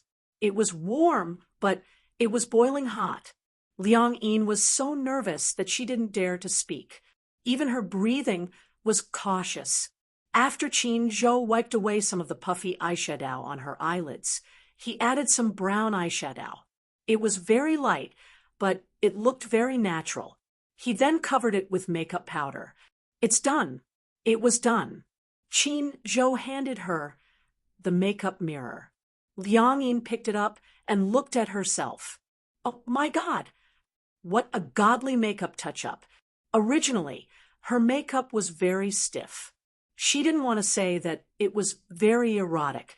She didn't expect it to become so delicate after his skillful hands. "You look good." Liang Yin felt a little ashamed. Even a man looked better than her in makeup. Her hands were so bad that they were hopeless. Chinzhou smiled and said, "I think that with your talent, you don't need makeup unless it's a special occasion. You look very good without makeup." Liang Yin's face turned even redder. "What do you want to eat?" Chinzhou said, "I remember that you like Western food." "Yeah, I know a good restaurant. I'll take you there." When Liang Yin heard this, she was puzzled and asked, Why do you want to treat me to a meal?" Chinzhou started the car and turned the steering wheel as he said, "Actually, nothing happened between us that night." Liang Yin was stunned for a few seconds. However, she quickly realized what Chinzhou was referring to. She immediately said, "You're talking about this. It's nothing. I didn't think too much about it. It's better for the person involved to explain it personally." Liang Yin was a little disappointed. She felt that Chinzhou's words seemed to be trying his best to distance himself from her. Actually, he didn't have to explain himself. She wouldn't let her imagination run wild. His explanation made it seem like he was trying to draw a clear line between them. "I know. I won't pester you because of this." Liang Yin said this because she thought Chinzhou was worried that she would pester him. Because of this, Chinzhou knew what she was thinking, but he wasn't in a hurry to explain. Instead, he said calmly, "I didn't mean anything by what I said that morning. I was just testing you. Because when I first saw you, when I woke up, I felt that you weren't Huajin." Chinzhou continued, "But I wasn't sure, so I wanted to confirm it. Sure enough, you've really switched back. This was also a good thing that was worth celebrating. So let's treat this meal as a celebration and also as an apology for what I did back then." Liang Yin blushed and nodded. She was extremely nervous. How could she not be nervous when her Prince Charming was sitting right beside her? The car sped along until the car stopped at a Western restaurant with an extremely elegant environment. Liang Yin looked up and saw a series of English letters on the signboard, but it was not an English photo. French. Qin Zhou went to the front passenger seat and opened the door for her. Liang Yin got out of the car, pointed at the signboard, and asked, "What kind of Western restaurant is this?" "This is French food. It's a 3-star Michelin restaurant." "What's a Michelin restaurant? Isn't it selling tires?" Qin Zhou was speechless. Chapter 3958. Indeed, there was a tire brand called Michelin that could be found everywhere. Liang Yin often saw this signboard's tires and a special cartoon character. Qin Zhou pondered for a moment and said, "Actually, Michelin restaurants have another nickname." "Oh, what's the nickname?" "It's a restaurant that is troublesome to prepare and troublesome to eat." Liang Yin was dumbfounded when she heard this. So, there was such a saying? Michelin dishes might take a lot of effort to prepare, but if you eat, the dish will be gone in a few seconds. Will you not be full? Coming to this restaurant is for this elegant atmosphere. But you shouldn't be hungry. Qin Zhou said, "Why are you in a daze? Let's go in. I've already made a reservation." Oh, Liang Yin was about to enter when she suddenly realized that Qin Zhou had stopped moving. His arm was slightly empty as he gestured to her. "Just hold my arm." Liang Yin was a little uneasy, but she still mustered up her courage and held his arm nervously. Somehow, she felt that this action was something that only couples would do. Qin Zhou took her into the restaurant, and a waiter immediately led him to the reserved booth. Michelin restaurant had an elegant environment. When they walked in, the lights were dim, but it was enough to see the layout of the restaurant and the path under their feet. The two of them walked to the booth. The waiter first pulled out a chair and gestured for Liang Yin to sit down. It was Liang Yin's first time in this restaurant. She was not used to such thoughtful service and stood there in a daze. Qin Zhou said, "Sit down." Only then did Liang Yin dare to sit down. Just as she sat down, the waiter adjusted the seat for her and walked to Qin Zhou's side to pull out a chair for him to sit down. The service was too thoughtful. There was a kind of the sense of ceremony of European royalty. The service of this Michelin restaurant prioritized the ladies. In the same booth, the ladies would be prioritized before the men. The waiter looked French. This restaurant was originally opened by French people. Everything in the restaurant, even the details, had been restored to the original taste of Michelin. The waiter unfolded the napkin and carefully placed it on her lap.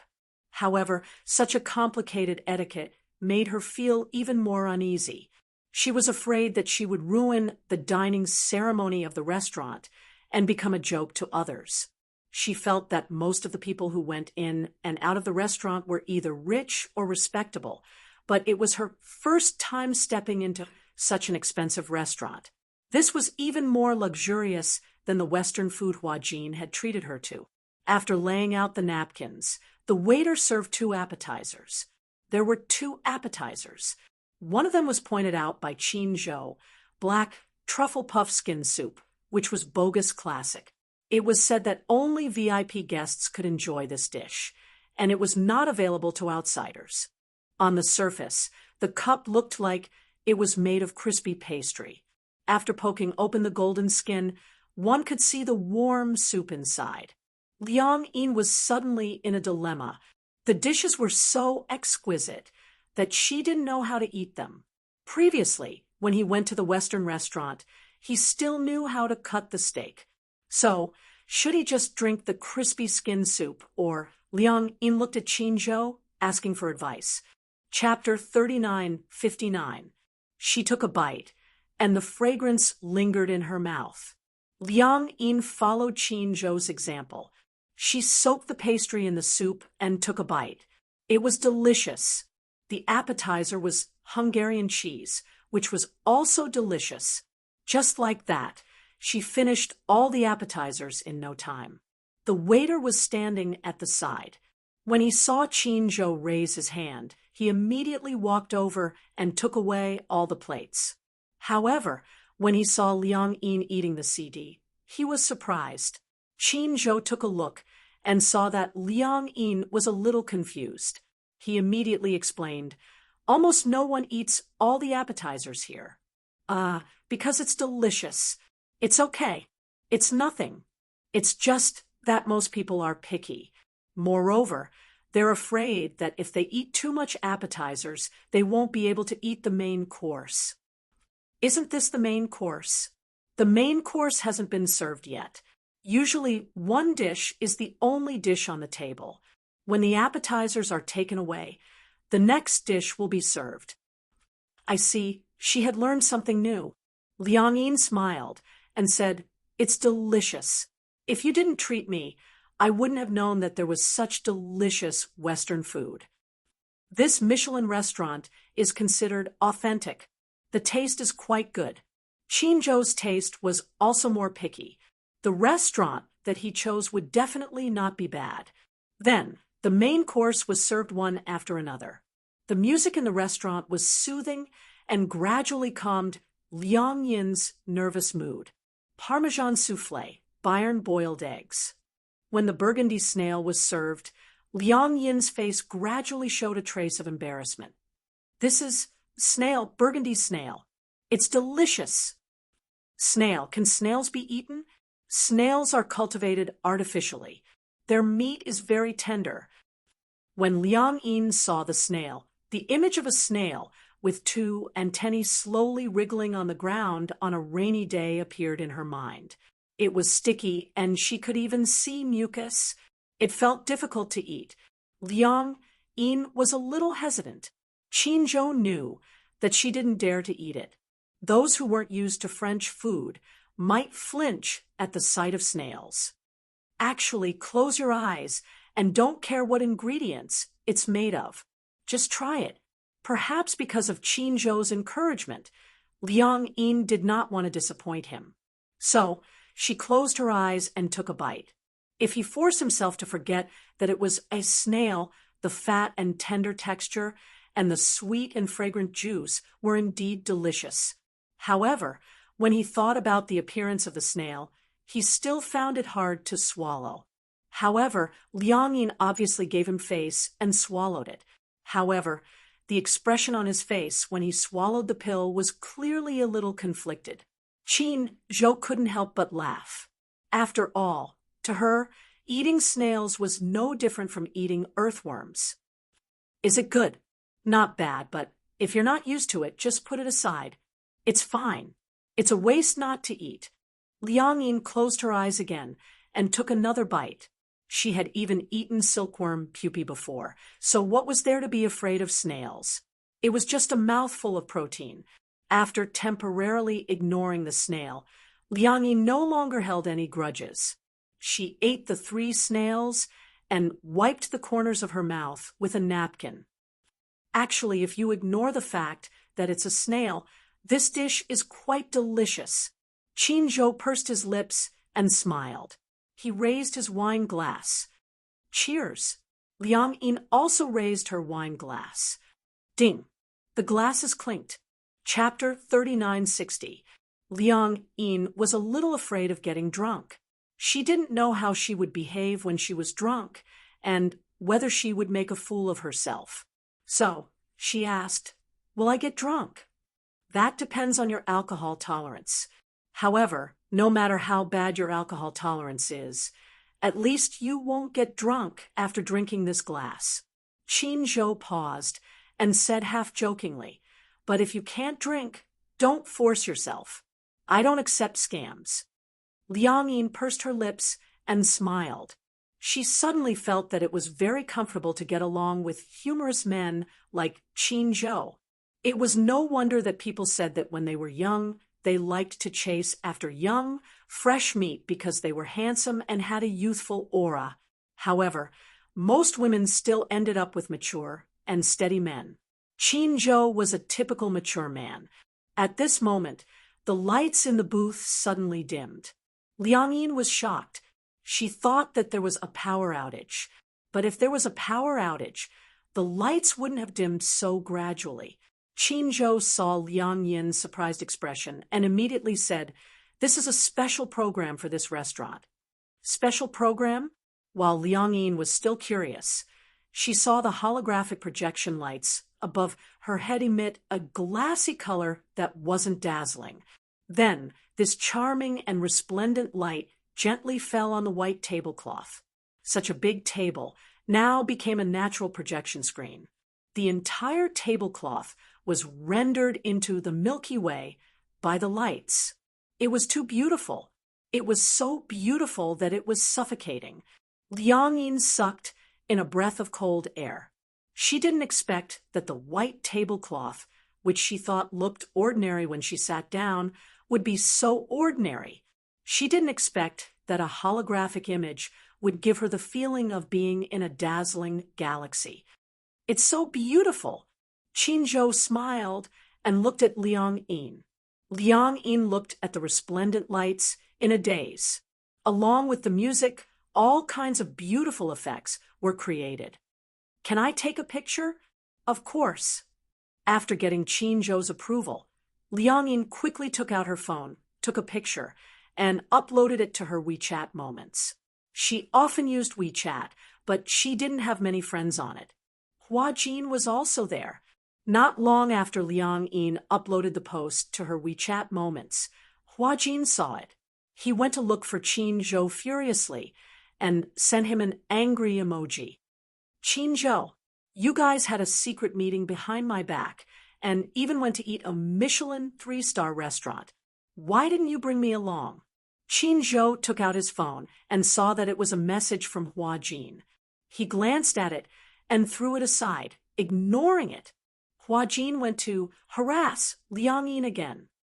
"Okay, you guys want to have fun behind my back and left me alone in the hotel." Liang Yin replied with a snickering emoji. "Hee, I won't bring you. Hua Jin exploded in anger and sent an aggrieved kitten emoji. In the blink of an eye, tears flowed like a river. If there's good food next time, I won't bring you guys along." Liang Yin smiled and replied with a tongue-out emoji. Then she ignored Hua Jin. Qin saw that she was holding her phone and guessed that it was a message from Hua Jin. He asked, "Hua Jin went to harass you?" "Yeah, he said that we didn't bring him to Michelin, and he was angry." Qin snorted. "Did I not bring him here to eat enough? He must be sick of it. Do you guys come here often to eat?" Chapter 3961. Liang Yin lifted the wine glass and took a sip of champagne. Perhaps it was because of the small amount of alcohol, but her face turned red all of a sudden. On the way back, Qin had been drinking, so he called the chauffeur to help Liang Yin into the car.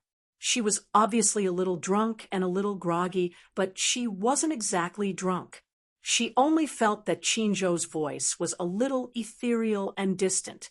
The heater was turned on in the car, so it was very warm. Liang Yin leaned against the seat and felt her head suddenly become heavy and groggy. Seeing that her head was swaying, Qin simply reached out his arm and put it around her shoulders so that she could lean on his shoulder. For some reason, at that moment, Liang Yin suddenly became clear-headed. Even though she had indeed drunk some wine earlier and felt a little tipsy, Qin action had undoubtedly startled her awake. Leaning on his shoulder, she was so stiff that her whole body was tense. Liang Yin mustered up her courage and opened her eyes a little to sneak a peek above her head. Qin looked out the window quietly. His chiseled side profile was extremely exquisite, like a work of art carved by the gods. With such good looks, he could definitely debut as an idol. At that moment, Liang Yin clearly understood that she seemed to be in love. No one had ever treated her so well. Whether it was her father or her mother, she had been like a weed since she was young. She felt like she had been exiled. She wasn't a sentimental person, but occasionally she would feel envious and jealous when she saw other children coming home from school with their parents. When she came home alone, the house was empty. When she was young, she could only go to her grandparents' house to eat or cook instant noodles for herself. She didn't know how it felt to be doted on. It wasn't because Chinjo was so good to her that she liked him. It was because he gave her an indescribable feeling. She would rather recognize this feeling as a sense of belonging. I don't know how many times you've been giggling since this morning. On the set, Liang Yin was waiting for the opportunity to try on her makeup. When Hua Jin came back from filming, he saw her hugging his hot water bottle and giggling like no one else was around. He walked over grumpily and snatched the hot water bottle from her arms. He glanced at her and said, "How much longer are you going to giggle like that?" Liang Yin snapped back to her senses. She glanced at him and quickly stopped giggling. "Have you passed?" "Yes." "Wait for the next one." Hua Jin sat down and looked at her expression suspiciously. Even though she wasn't wearing makeup or blush, her red cheeks looked like they had been dyed with rouge. He couldn't help but feel suspicious. "What did you guys do yesterday?" Liang Yin said, "Nothing. I saw you giggling like a fool." Hua Jin smiled wickedly. "Did you make any progress yesterday? What are you thinking? What else did you do after dinner yesterday?" "We didn't do anything. After dinner, he sent me home and then left." Hua Jin furrowed his brows. He hated Chinjo for being so disappointing. He had thought that Chinjo had taken a liking to her and wanted to make a move on her. Chapter 3962. At last night's dinner, Hua Jin had thought that Chinjo wanted to serve meat directly. He didn't expect that Chinjo had become a vegetarian. Boring, humph. When Liang Yin heard that, she could guess what Hua Jin was thinking. She snorted coldly. "Do you think Chinjo is like you? He's a gentleman, not what you think." "He's a gentleman? Do you want me to talk to you about his past relationships?" Hua Jin deliberately baited her. As expected, Liang Yin took the bait and became excited all of a sudden. "Past relationships? Tell me about it. If you want to know, I won't say." "Hey." Liang Yin hated people who kept people in suspense and didn't satisfy their curiosity. Was there a need to ask? It was obvious that he was doing it on purpose. Since Hua Jin didn't say anything on purpose, Liang Yin also resisted the urge to ask. Firstly, she didn't want Hua Jin to get what he wanted. Secondly, it didn't seem appropriate to ask about his past. However, Liang Yin started to ask Hua Jin about other things. "Do you know what Chinjo likes to eat?" For example, what kind of dishes he likes to eat. Also, what kind of fruits and flowers he likes. Hua Jin said casually, "He's a capitalist. He likes money the most. Money can buy everything you say." Liang Yin was speechless. She was speechless. Hua Jin frowned slightly. "Why, you want to make soup and cook for him?" "I heard that when he goes to work, he either orders takeout or eats from the cafeteria. The food in the cafeteria must be terrible, right?" If I remember correctly, when Huanyu was still in charge of CEO Mu, the chefs in the cafeteria at Huanyu's headquarters were all five-star chefs. This tradition hasn't been broken yet. In other words, he was saying that a five-star chef would surely be able to cook better food than him. Liang Yin was rebuffed one after another. She pursed her lips, feeling wronged. "Then, I'll knit a scarf for him." "Knitting a scarf?" Hua Jin narrowed his eyes and teased. "Can't you be more mature and knit something difficult? I know how to knit scarves and scarves." "Really? Why would I lie to you?" Hua Jin said confidently. "Isn't a scarf just a matter of two needles tying a row of knots, then threading, hooking, and picking?" Liang Yin was hit hard again. Her whole person was like a wilted eggplant. She hung her head and looked very depressed.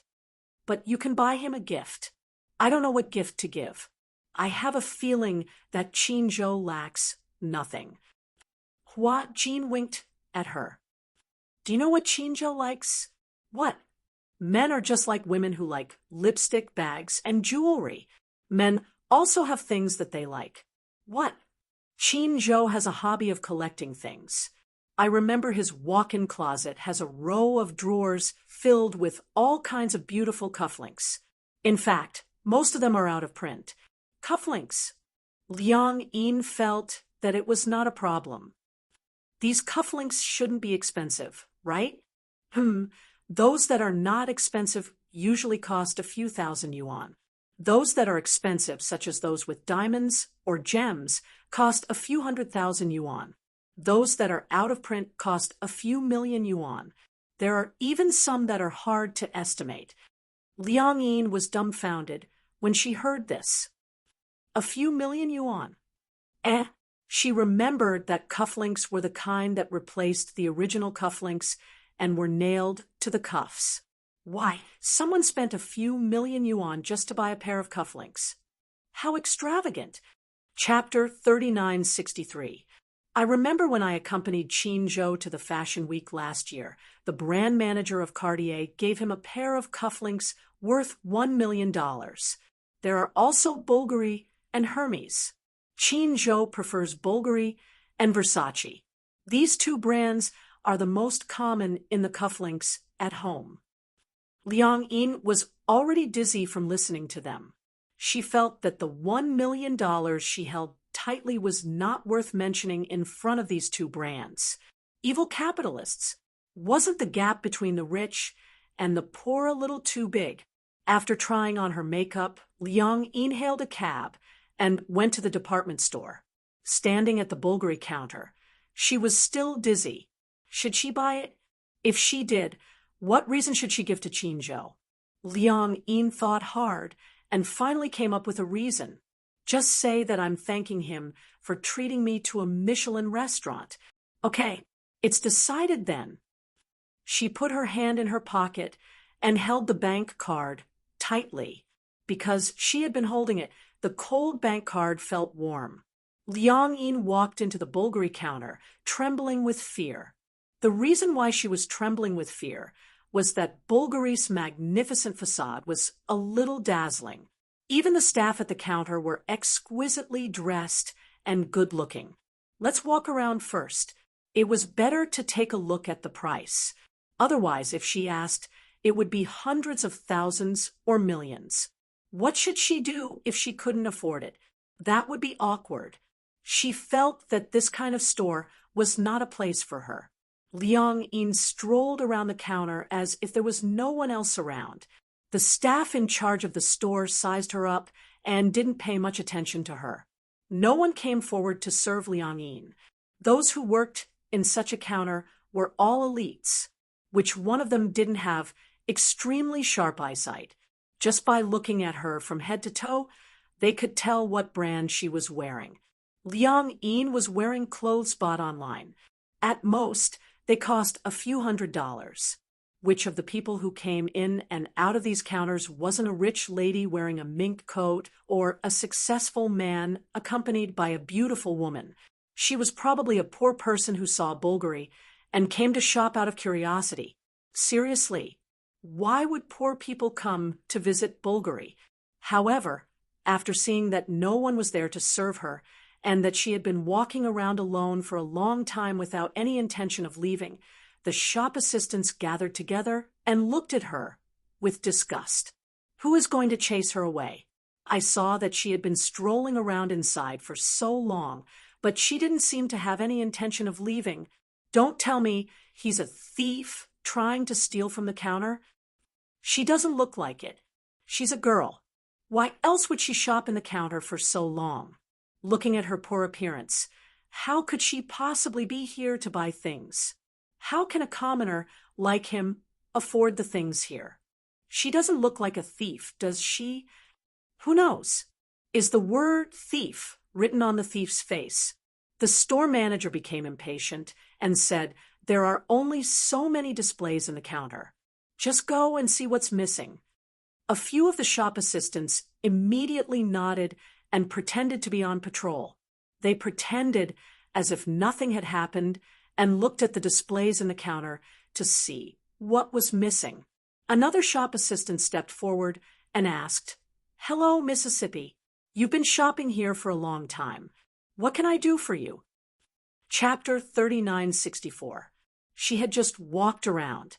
Although some of the designs were indeed cheap, they still cost tens of thousands. Moreover, they were not considered good-looking. Even a layman like her felt that they were not good-looking, let alone Chin Zhou. Most of the good-looking designs cost 5 or 6 figures. Some of them did not have a price tag, so she did not dare to ask. She was afraid that she would not be able to afford them and would be looked down upon. Actually, Liang Yin was very sensitive. From the moment she walked into the counter, she could sense that the people at the counter were not very friendly towards her. For example, before entering this counter, she saw a woman dressed like a noblewoman being bowed and sent away by the shop assistant. Her smile was as flattering as it could be.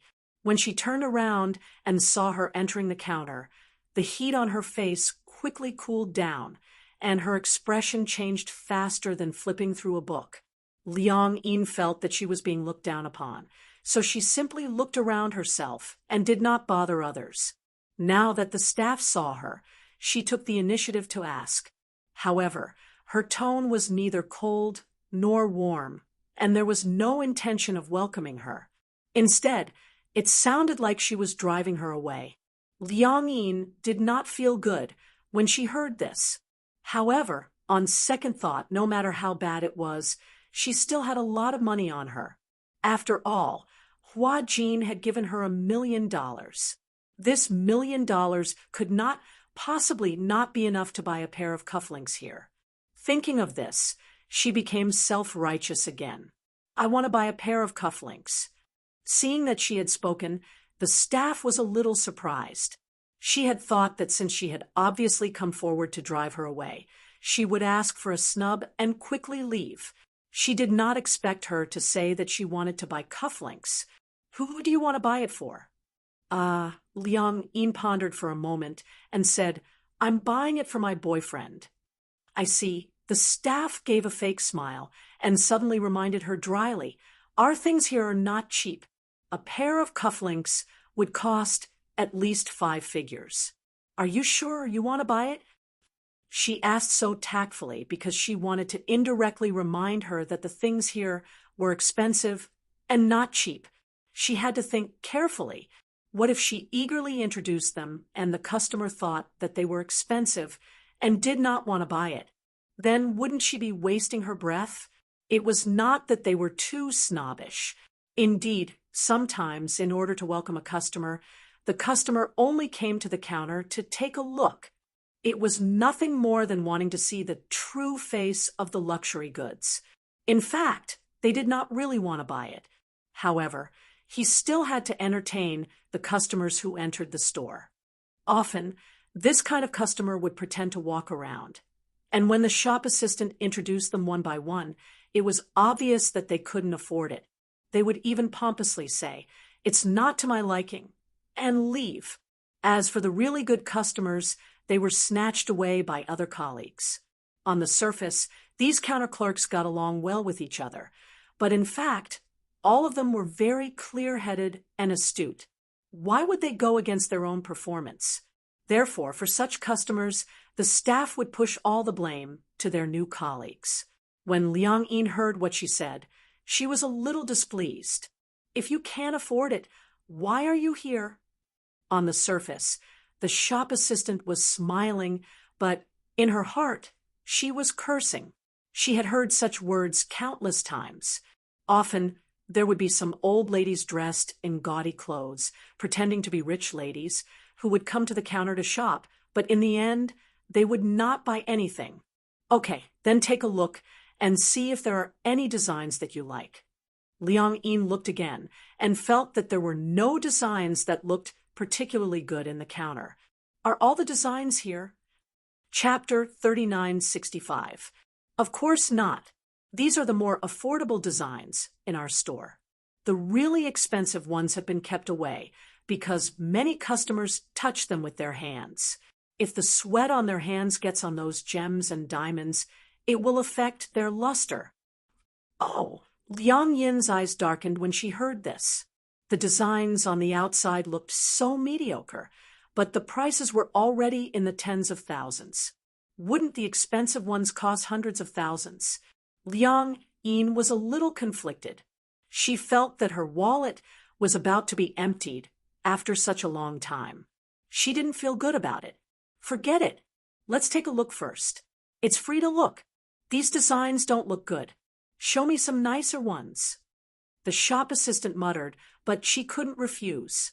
She said, "Wait for me here." With that, the shop assistant went back to the safe. Just then, another shop assistant walked over, looking a little nervous. "Did you see the sapphire ring on display in cabinet, eh? What's wrong?" The shop assistant also became alert. "Don't tell me that woman is really a thief. The sapphire ring is gone." The two of them walked to cabinet A, and indeed, the sapphire ring on display was gone. The two of them were dumbfounded. "It can't be. I was watching her just now.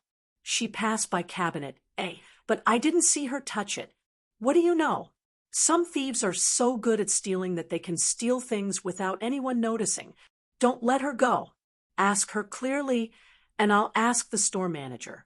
I'm afraid she's been released." Okay. The shop assistant turned back and walked to Liang Yin. Seeing that she had returned empty-handed, Liang Yin was a little puzzled. Didn't you go to get your cufflinks? The safe isn't open. Look at the others."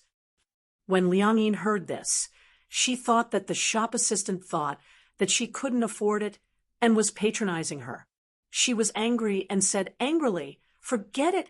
I'm not buying any more." She would go to the other counters to take a look. Didn't Qin Zhou like Versace's brand too? When she passed by, she saw the Versace brand. On the way here, she went online to find out more about the brand's logo. Seeing that Liang Yin was about to leave, the shop assistant stopped her. "You cannot leave." The shop assistant was so excited that she grabbed Liang Yin's wrist. Liang Yin struggled for a moment, and her face turned ugly. "What are you doing? Why aren't you letting him go? Didn't you say you wanted to buy cufflinks for your boyfriend?" "That's right, but you don't show me the good stuff. The designs outside don't look good. Don't go yet." That was all the shop assistant said. She looked around and looked at her colleagues. "What do you mean?" After a while, the store manager and his colleagues hurried over, looking flustered. "The sapphire ring is gone. He's really gone." When the shop assistant heard this, she was furious and pushed Liang Yin fiercely. "Take out the ring." Liang Yin was confused. After being pushed, she staggered back a few steps and almost fell. She was furious. "What are you doing?" "A sapphire ring is missing from our counter. Did you steal it?" the shop assistant asked angrily. "Huh." Liang Yin laughed. So she was being treated as a thief. Chapter 3966. However, the shop assistant said righteously, "From the beginning until now, there was no one else in the counter other than you. If you didn't steal it, who else could it be?" Liang Yin was furious. In her mind, thieves were like rats crossing the street. Anyone would be angry if they were treated as a thief for no reason. She was so angry that she was trembling all over, but she tried her best to maintain her composure. She asked calmly, "Then, do you have evidence? If you don't, you're framing me." "We'll know once we search you," the shop assistant said. "Search me." When Liang Yin heard this, she was so angry that she laughed. "Do you know the law? What right do you have to search me? You're not the police. What right do you have to search me?" When she said this, the shop assistant thought that she was guilty. "Are you feeling guilty? Are you scared out of your wits when you heard that we're going to search you? What's there to be scared of? I didn't steal it, but You don't have the right to search me. Also, don't tell me you have surveillance cameras. You can just check the surveillance footage. The surveillance footage belongs to the mall. Without the police's permission, we don't have the right to check it. After a pause, the shop assistant said, I advise you to take out the things you stole quickly. Otherwise, we'll call the police. When the police come and prove that you've stolen, you'll have a criminal record. You understand? Liang Yin was so angry that she was trembling all over. A sense of humiliation welled up in her. She said firmly, Anyway, I didn't take it, so you don't have the right to detain me. You can call the police. With that, she was about to leave. Seeing that she was about to leave, the shop assistant was even more certain that she had a guilty conscience. She wanted to leave quickly and move the stolen goods elsewhere, so she immediately stopped her.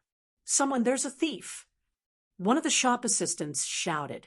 The shop assistants at the other counters happened to be idle. When they heard this, they immediately gathered around. Soon, the Bulgari counter was filled with people. Some of them were passers-by. Some of them were the shop assistants at the other counters. When they heard that someone had stolen something, they immediately rushed over to watch the commotion. In an instant, Liang Yin looked around. Many people were glaring at her and pointing at her. Their faces were full of disgust, which made her self-esteem suffer a huge blow. Tears welled up in her eyes. She was a very strong-willed person and never shed tears easily. However, she felt extremely humiliated to be treated as a thief and in front of so many people. However, even though she felt angry and humiliated, she still straightened her back and wiped away her tears. She said coldly, Please call the police now. I didn't do anything wrong, so I'm not afraid of ghosts knocking on my door. It's the same, even if the police come. Fine. You're so stubborn. Since you said you want to call the police and aren't afraid of embarrassing yourself, then what are we afraid of? Anyway, if something is missing, they will definitely report it to the police. Just wait for your record. The shop assistant made a phone call to the police. The shop assistants looked at each other with impatience written all over their faces. If he stole it, so be it. Can't he just take it out? He had already been caught. What else did he want? Chapter 3967. The store manager looked like she was very easy to talk to. The other store assistants also stepped forward to speak. Previously, there was a thief who came to our store to steal jewelry. We caught him red-handed and called the police. Because the amount involved was huge, he was sentenced to 7 years. Bulgari's items are not cheap. The store manager hurriedly said, This sapphire ring is worth more than 900,000. The amount involved is huge, so you have to think carefully. Liang Yin was fearless. I didn't take it. You can call the police. If it's verified that you're slandering us, I'll go through legal proceedings and sue you for violating my rights. The store assistant who received her heard this and spoke without thinking, who are you trying to scare? We're framing you. Don't bluff too much. A store assistant from the Chanel store next door walked over and tugged at her sleeve. She doesn't look guilty at all. Could it be that you're framing her? Not guilty? That's all an act. Didn't you see just now? If we hadn't stopped her, she would have left. If she's not guilty, then what is she?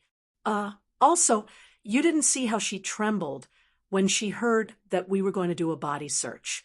If she's not guilty, then what is she? After a while, the police arrived. Usually, there would be police stationed next to the shopping mall. 5 minutes after the police call, the police would rush over. Seeing that the police had arrived, the store assistant immediately went up to them and gave them a brief account of the situation. She stole a sapphire ring from our store. Liang Yin was furious. I didn't. 2 police officers came. One was in charge of recording and the other was in charge of questioning. The police officers walked over and pointed the camera at her. The other one questioned. They said, "You stole something? Are you going to say that you're going to search me?" The police officer smiled and was considered to be more amiable. "We won't.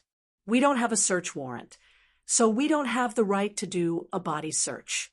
Liang Yin pursed her lips when she heard this. "Thank you."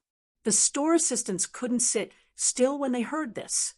"Officer, she's the only one in the store since just now. There's no one else. She must have stolen it. Before she came, I still saw the sapphire ring. When I looked at it just now, it's gone." "Don't the police have the right to check the surveillance footage?" Liang Yin paused and asked, "There must be surveillance cameras in this counter, right? Why don't we just take a look at it?" The shop assistant was a little anxious. "You just don't want to let us search you because you're guilty." Liang Yin said loudly, "Get your facts straight. It's not that I'm guilty. It's just that you don't have the right to do so." "All right, stop arguing." Seeing that they were arguing, the police officer snorted and said to the shop assistant, "Have you checked properly? Could it have been put away or something? Most people wouldn't dare to touch such an expensive item. We've checked, but there's nothing." "All right, let's go to the surveillance room and retrieve the footage." The shop assistants and the store manager had no objections. Hence, the police officers brought the store manager and Liang Yin to the mall's surveillance room. When they entered the surveillance room, they showed their police badges, and the police officers instructed the security guards to retrieve the surveillance footage of the Bulgari counter. They adjusted the footage to the moment after Liang Yin entered the counter and watched the footage frame by frame. Chapter 3968. Because she was standing sideways, all that could be seen was her raising her hand. Then she glanced at the price tag and quickly put it down, returning the ring to its original position. However, because of the angle, it was not clear whether she had put it back or not.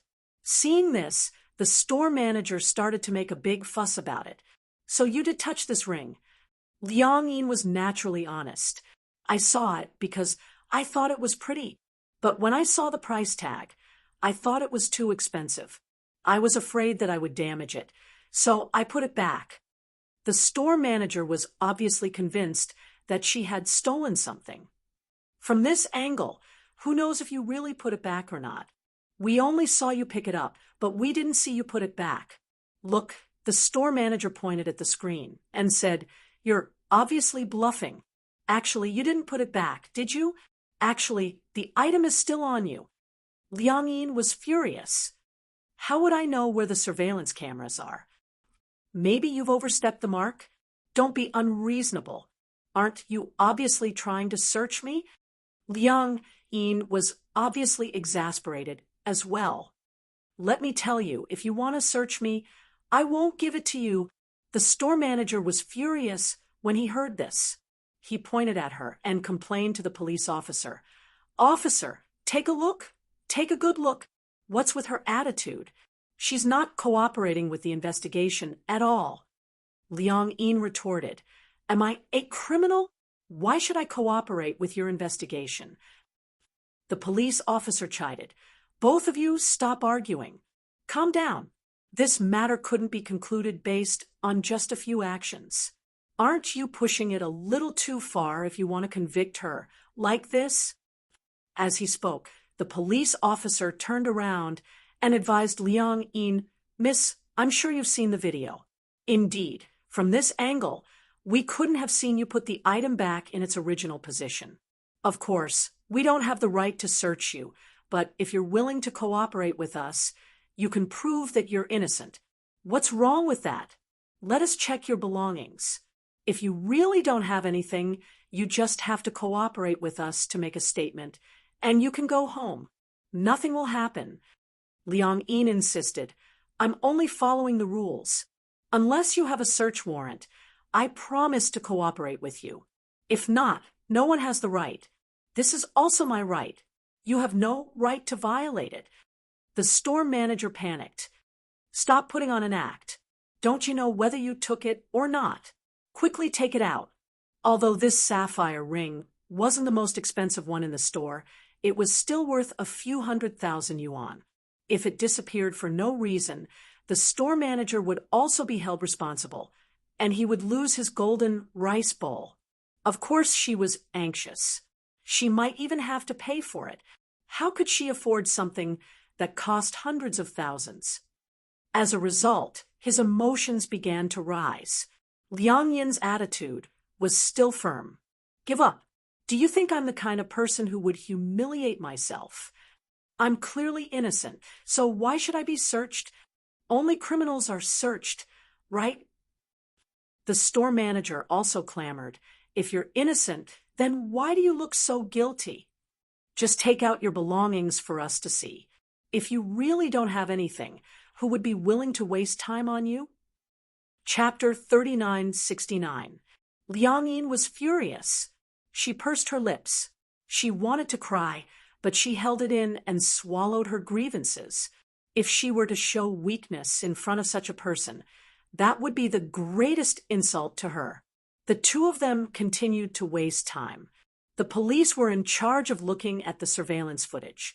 After looking at it, other than the one suspicious point, they couldn't find any problems.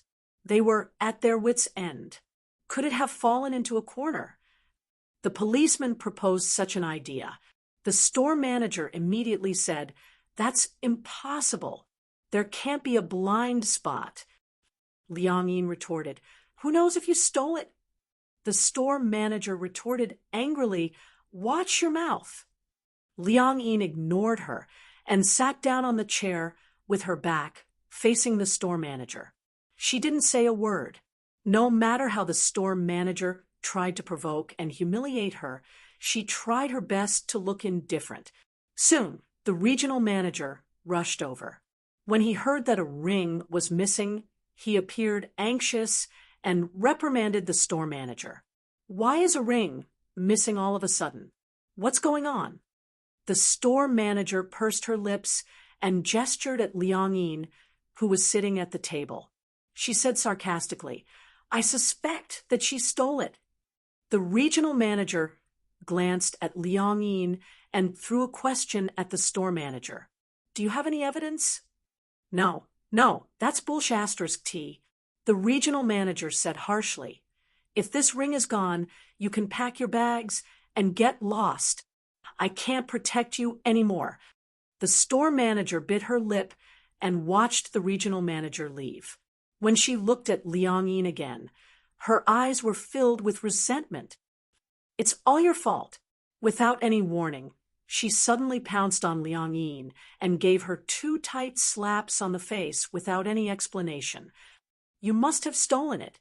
Liang Yin wasn't one to be taken advantage of. Not to be outdone, she retaliated with a slap. "Don't be unreasonable." The store manager was obviously worried that she would lose her job. She grabbed her clothes and wanted to force her to hand over the ring. "You're not willing to let us search it because you have a guilty conscience. You're not willing, right? This is not up to you." As he spoke, he reached out to touch her pocket. The two of them started to wrestle. However, the store manager was obviously anxious. After a while, Liang Yin was at a disadvantage and was pushed to the ground.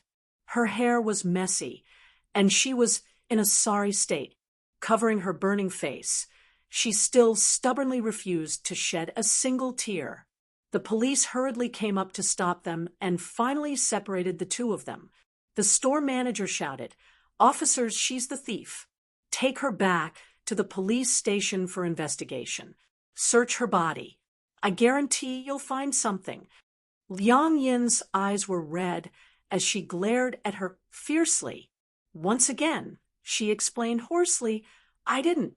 After saying that, he was so angry that his whole body trembled. At this moment, his phone suddenly rang. Liang Yin realized that the voice came from her bag. She took out her phone and saw the name Qinzhou.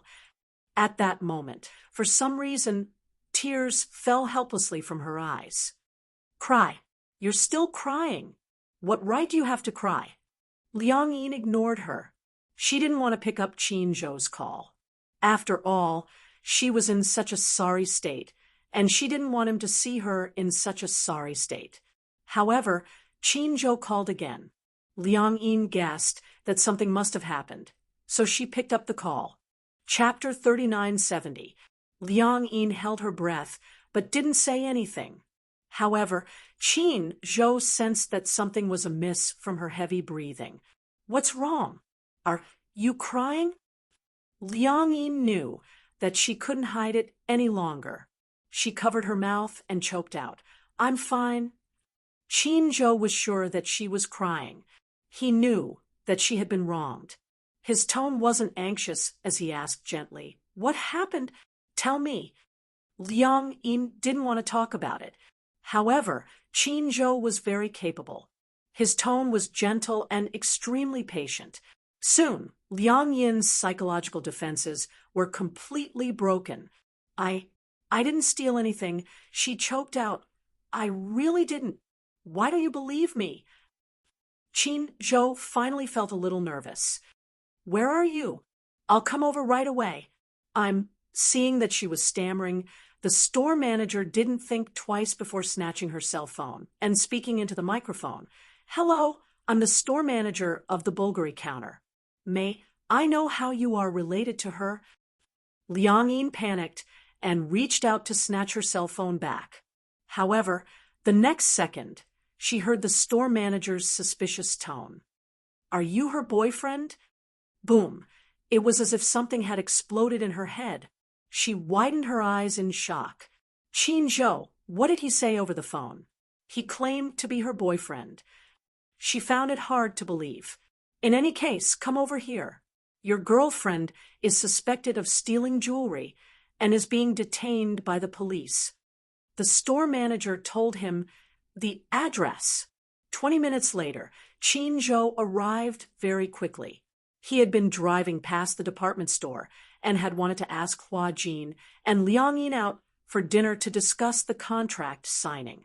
He had made a call, but when he heard that something had happened, he immediately turned around and rushed over. Qin Zhou pushed open the office door and saw the layout of the room. The police stood beside the surveillance camera while the store owner crossed his arms in front of his chest, looking very arrogant. Meanwhile, Liang Yin was slumped on a chair.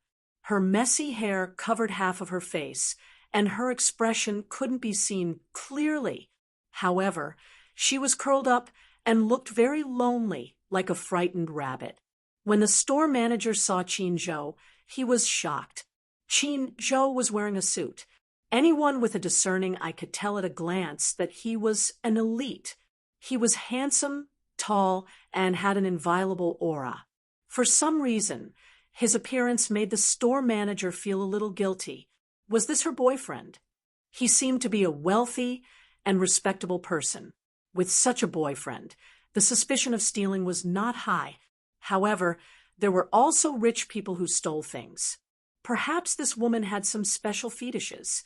Thinking of this, she forced herself to calm down. Qin Zhou didn't even look at the others. He walked straight to Liang Yin and gently placed his hand on her shoulder.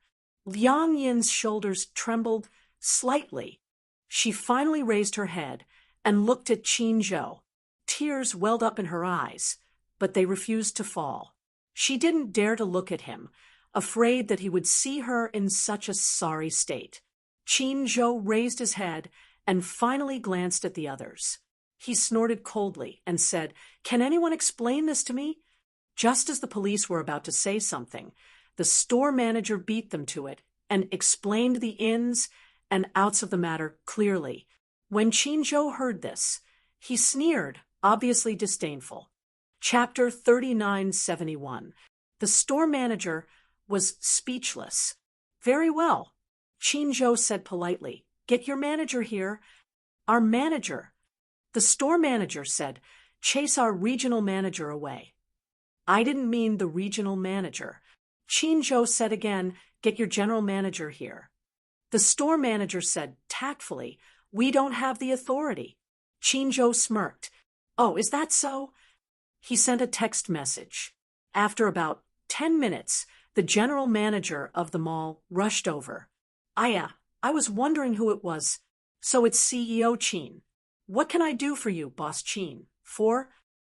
The store manager and the police officer were completely dumbfounded, especially the store manager. His mouth was so big that it could fit an entire egg. In the past, the big shots who were high and mighty in front of them had to bow and scrape in front of this man. Who exactly was this man? Chin-jo was a man of few words. He only said, "My girlfriend was arrested as a thief when she was shopping in your mall. Now, your store manager wants to do a body search. What do you think?" When the manager heard this, his face turned a little pale. He turned around and questioned the store manager. "What's going on?" The store manager said submissively, "I suspect that she stole something and hid it on her body. I want to check her." "She stole something?" The manager was dumbfounded. "Who is she?" "She works for CEO Chin." "Why would she need to steal?" "You must be kidding me." But after she touched the sapphire ring, it disappeared without a trace. "It's normal for me to be suspicious." The store manager tried his best to explain himself. When Chin-jo heard this, he found it interesting. "What a normal person." He continued casually, "It's not that I can't do a body search. My girlfriend is suspected, and I have to prove my innocence. If the results show that I'm guilty, I'll bear all the consequences and responsibilities. But if I'm not, I'll have to trouble your mall to give a reasonable explanation and compensation. Also you," Chin-jo's gaze suddenly fell on the store manager. "Get out of here." His tone was calm, but there was an air of authority about it. When the store manager heard this, he was nervous and unhappy. No matter how big of a figure he was not the management of this mall. What right did he have to say that he should get lost just because he was told to? However, the mall manager knew that he couldn't afford to offend a ruthless person like Chin-jo. Thus, he quickly smiled and said, "Why do you need to search me? You're making a mountain out of a molehill." "We're not the ones making a big deal out of nothing." Chin-jo naturally categorized Liang-in as the same as him. When Liang-in heard this, she did not say anything. However, with Chin-jo around, she felt an inexplicable sense of security. Even though she had Chin-jo's support, she still explained, "I came to the counter because I wanted to buy some jewelry, but the staff at the counter obviously didn't want to serve me. Just as I was about to leave, I was stopped. They said that they suspected me of stealing, but I said I didn't steal, so I really didn't steal.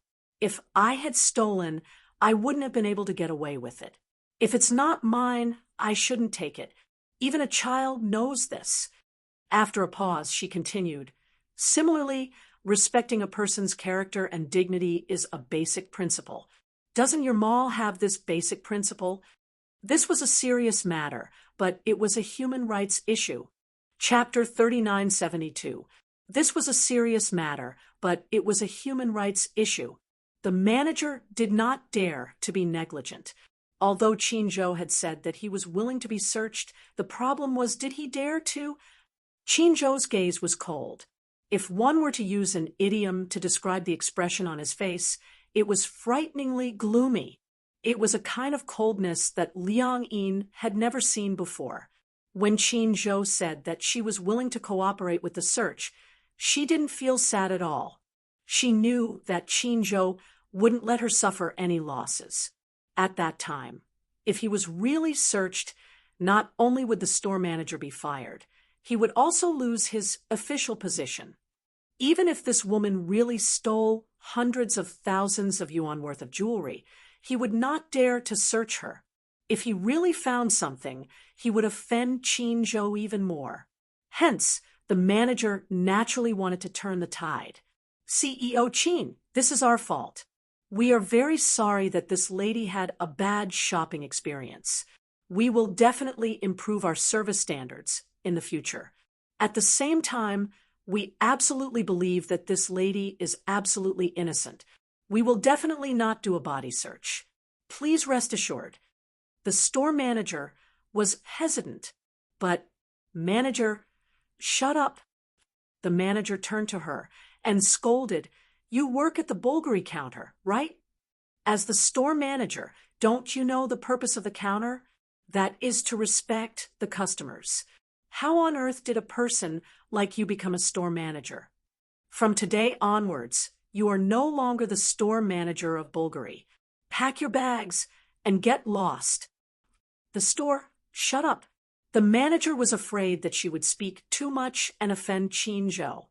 If she said another word, he would strangle her to death. The store manager had some foresight. When she saw the manager's fierce gaze, she immediately understood that even if this woman really stole the jewelry, there was nothing she could do. At this moment, the store manager heard her cell phone ring. She was puzzled. She picked up her cell phone and saw that it was a call from one of the employees. She walked to the side and answered the call quietly. As soon as the call connected, she heard the excited chatter of the employees. "Store manager, we found the ring." "Huh." The store manager did not react in time. What was going on? Didn't they say that the ring was missing? How did they find it again? What was going on? Her mind was blank, as if it had been bombed by an atomic bomb. "Oh, it's Lin Lin." The ring fell into the gap of the ring holder. She looked for it for a long time, but could not pry it open. It's here, it's here." This was great news. The store manager's face turned pale. The ring. She found it. Could it be that they had really wrongly accused someone? This was not good. The manager also heard something and quickly winked at the store manager, telling her not to say anything. The store manager understood what was going on, so he didn't say anything. However, Chin-jo's ears were sharp, and he caught the slightest hint of rustling grass in the wind. "Oh, you found the ring?" Found, didn't find." The store manager tried to evade him. Chin-jo asked her further, "You find it or not find it, not find it. Make it clear." Chapter 3973. CEO Chin, let's end this matter here. Regardless of whether the ring was found or not, we'll take responsibility for this loss. The manager hurriedly stepped forward to smooth things over. "You must be tired after rushing all the way here. Come, let me treat you to a cup of tea in the office." "There's no need for that." Chin-jo pushed him aside and shot a cold glare at the store manager. "Did you think that you could fool me with such a petty trick, like diverting my attention?" He said slowly, "I heard over the phone that the ring was found. How are you going to explain this matter?" The manager's face turned red, and his body stiffened. The store manager didn't know what to do and stood there in a daze. Liang-yin heard it too. She turned her face away angrily and clenched her fists. However, when she heard that the ring was finally found, she felt relieved. The police officer was also asking for a snub. He stood at the side and smoked. They didn't have much to say in this situation. The manager hardened his heart and said firmly, "I will definitely give you a perfect explanation for this matter, CEO Chin." "Oh, then I'll wait and see." In the end, the matter ended with a public apology and financial compensation. Naturally, the store manager couldn't keep his position.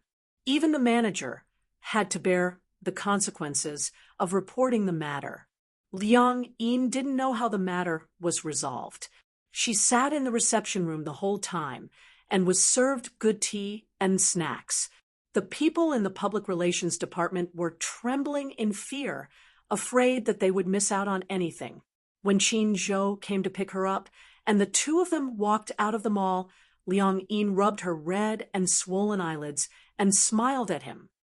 "Thank you, Chin-jo." Chin-jo turned around calmly. When he heard her, he asked casually, "Thank me for what?" "If you hadn't arrived, I wouldn't know how to resolve this matter. You should have told me first." Chin-jo continued, "If I had stepped in, This matter would have been easy to resolve. I'm just angry. Anger appeared on Liang Yin's face.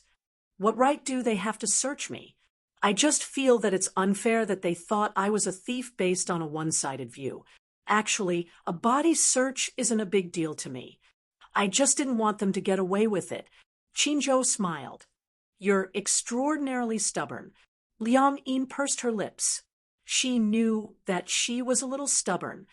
Why did you want to shop at Bulgari? Qinzhou pretended to ask casually. When Liang Yin heard this, she looked away guiltily and stammered, I'm just bored, so I came to shop. As she said this, she sighed in her heart. In the end, she didn't find the cufflinks for him. I see. Qinzhou chuckled. It's true that people will be prejudiced against you if you wear this to Bulgari. After all, the shop assistants at these counters have sharp eyes. They can tell at a glance how much you're wearing and where you bought it. There's also the nouveau riche, who's whose. The nouveau riche won't come to Bulgari. Why? Some of them don't even know what Bulgari is. They only know Chanel, Dior, and L'Oreal. Moreover, the more a nouveau riche is, the more he has to wear gold and silver and dress well. When Liang Yin heard this, she raised her eyebrows. All right. Well, I'm too poor to be looked down upon. Qinzhou silently glanced at her and slowly smiled. Chapter 3974. Tonight? Was he asking her out? Liang Yin asked curiously. What's the matter? It's about signing a contract. I want to talk to you about it. Signing a contract? Liang Yin was really flattered. Is it signing a contract with you? Yes, with Huan Yu, Qinzhou replied. Ah, Liang Yin pondered for a moment. Then will you be my manager? Qinzhou heard this and asked with interest, You want me to be your manager? Liang Yin nodded her head vigorously. I think you're very capable, and you know how to take care of people. If you're my manager, you'll definitely learn a lot. The most important thing was that she would have more opportunities to interact with him. As the saying goes, the pavilion closest to the water enjoys the moonlight first. Liang Yin actually wanted to put on an act. It would be even better if she could spend more time with Qinzhou. Actually, this was the best time to confess her feelings. But what if she got rejected? Then it would be very awkward. What if Qinzhou didn't like her at all? What if she confessed to him and he avoided her instead? In any case, she should try to get him to be her manager first. Then she could naturally cultivate their relationship. Anyway, there was still a long way to go. There would be more opportunities in the future. Liang Yin muttered in her heart, seeing that she was in a daze. Qinzhou didn't say anything. We'll talk about the details later. Also, there's something I want to tell you. If I become your manager, I'll get a very high commission. How high? Liang Yin asked curiously. For the first contract period, it'll be split in 37. 37? Liang Yin did some calculations. It wasn't too high. If she could get 70%, it would be a considerable amount. Seeing that she didn't seem to take it seriously, Qinzhou reminded her again. You get 30%, I get 70%. Qinzhou raised his eyebrows. Why? You can't accept it? No, I'm okay with it. Liang Yin looked nervous, as if she was afraid that Qinzhou would go back on his word. Qinzhou blinked his eyes and curled his lips into a smile. It seemed that this girl was really interested in him. He couldn't hide his thoughts at all. However, Qinzhou did not realize that this smile of his was so charming that Liang Yin was bewitched to the point that she was dizzy. Heavens! Heavens! How could there be such a handsome man in this world? It turned out that there really was such a person in this world. When he smiled, it was as if there were stars hidden in his eyes. Liang Yin peeked at him, trying to suppress the love in her heart. There are trees on the mountain and branches on the tree. The heart pleases the Lord, but the Lord does not know. Qinzhou feigned ignorance. However, how could this shrewd man not see that the girl in front of him had feelings for him? Hey, why are you two together? When Hua Jin saw Qin Zhou and Liang Yin appear together, he was so shocked that his eyes widened. Then, as if he had discovered some adultery, his eyes narrowed. You, don't tell me, Liang Yin glared at him. Don't spout nonsense. Hua Jin immediately said aggrievedly, I haven't said anything yet. Why are you feeling so guilty? Liang Yin felt even more guilty after being teased by him. Wasn't she making it obvious that she was trying to hide something? Something happened, Qin Zhou explained. Naturally, Hua Jin had to be concerned. Qin Zhou didn't hide the truth from him and told him the whole story. When Hua Jin heard that Liang Yin had been mistaken for a thief, not only did he not sympathize with her, he even laughed heartlessly. Chapter 3975. You went to the Bulgari counter dressed like that. It would be strange if they didn't think you were a thief. Liang Yin knew that Hua Jin meant no harm, but she still retorted, Can you not judge a book by its cover? Can you judge a person based on what they wear? Actually, with your looks, you really don't need to go to Bulgari. Liang Yin was speechless when Hua Jin said that. How was it? Did you get anything today? Hua Jin asked curiously. Did you buy a gift? Liang Yin was stunned. Qin Zhou was interested. What gift? Before Hua Jin could say anything, Liang Yin anxiously rushed over and covered his mouth. Don't say it. Her sudden action shocked Hua Jin. He rolled his eyes at Liang Yin and said helplessly, Let go. Liang Yin shushed him. It's a secret, okay? Don't say it. Okay, you can let go now. Qin Zhou sized up the two of them with a meaningful look in his eyes. Don't tell me you have feelings for Liang Yin? On the way back, Hua Jin sat in the front passenger seat and asked curiously, You seem to treat her differently. Don't tell me you have feelings for her. Qin Zhou smiled, but did not say anything. You haven't managed an artist for so many years. Now that you say you want to manage Liang Yin, are you planning to support her? Qin Zhou said, Honestly, whether I want to support her or not depends on her potential. If she doesn't have potential, there's no point in supporting her. Humph, Liang Yin said. She wants to enter the entertainment industry. It sounds like she wants to be a celebrity. Actually, you're so smart, can't you tell? Qin Zhou did not comment, nor did he try to hide it from Hua Jin. I know, Hua Jin continued. You can tell that she likes you too? Indeed, when you like someone, you can't hide your feelings no matter what. Qin Zhou asked him back, What do you mean by like? I don't understand. What does she like about me?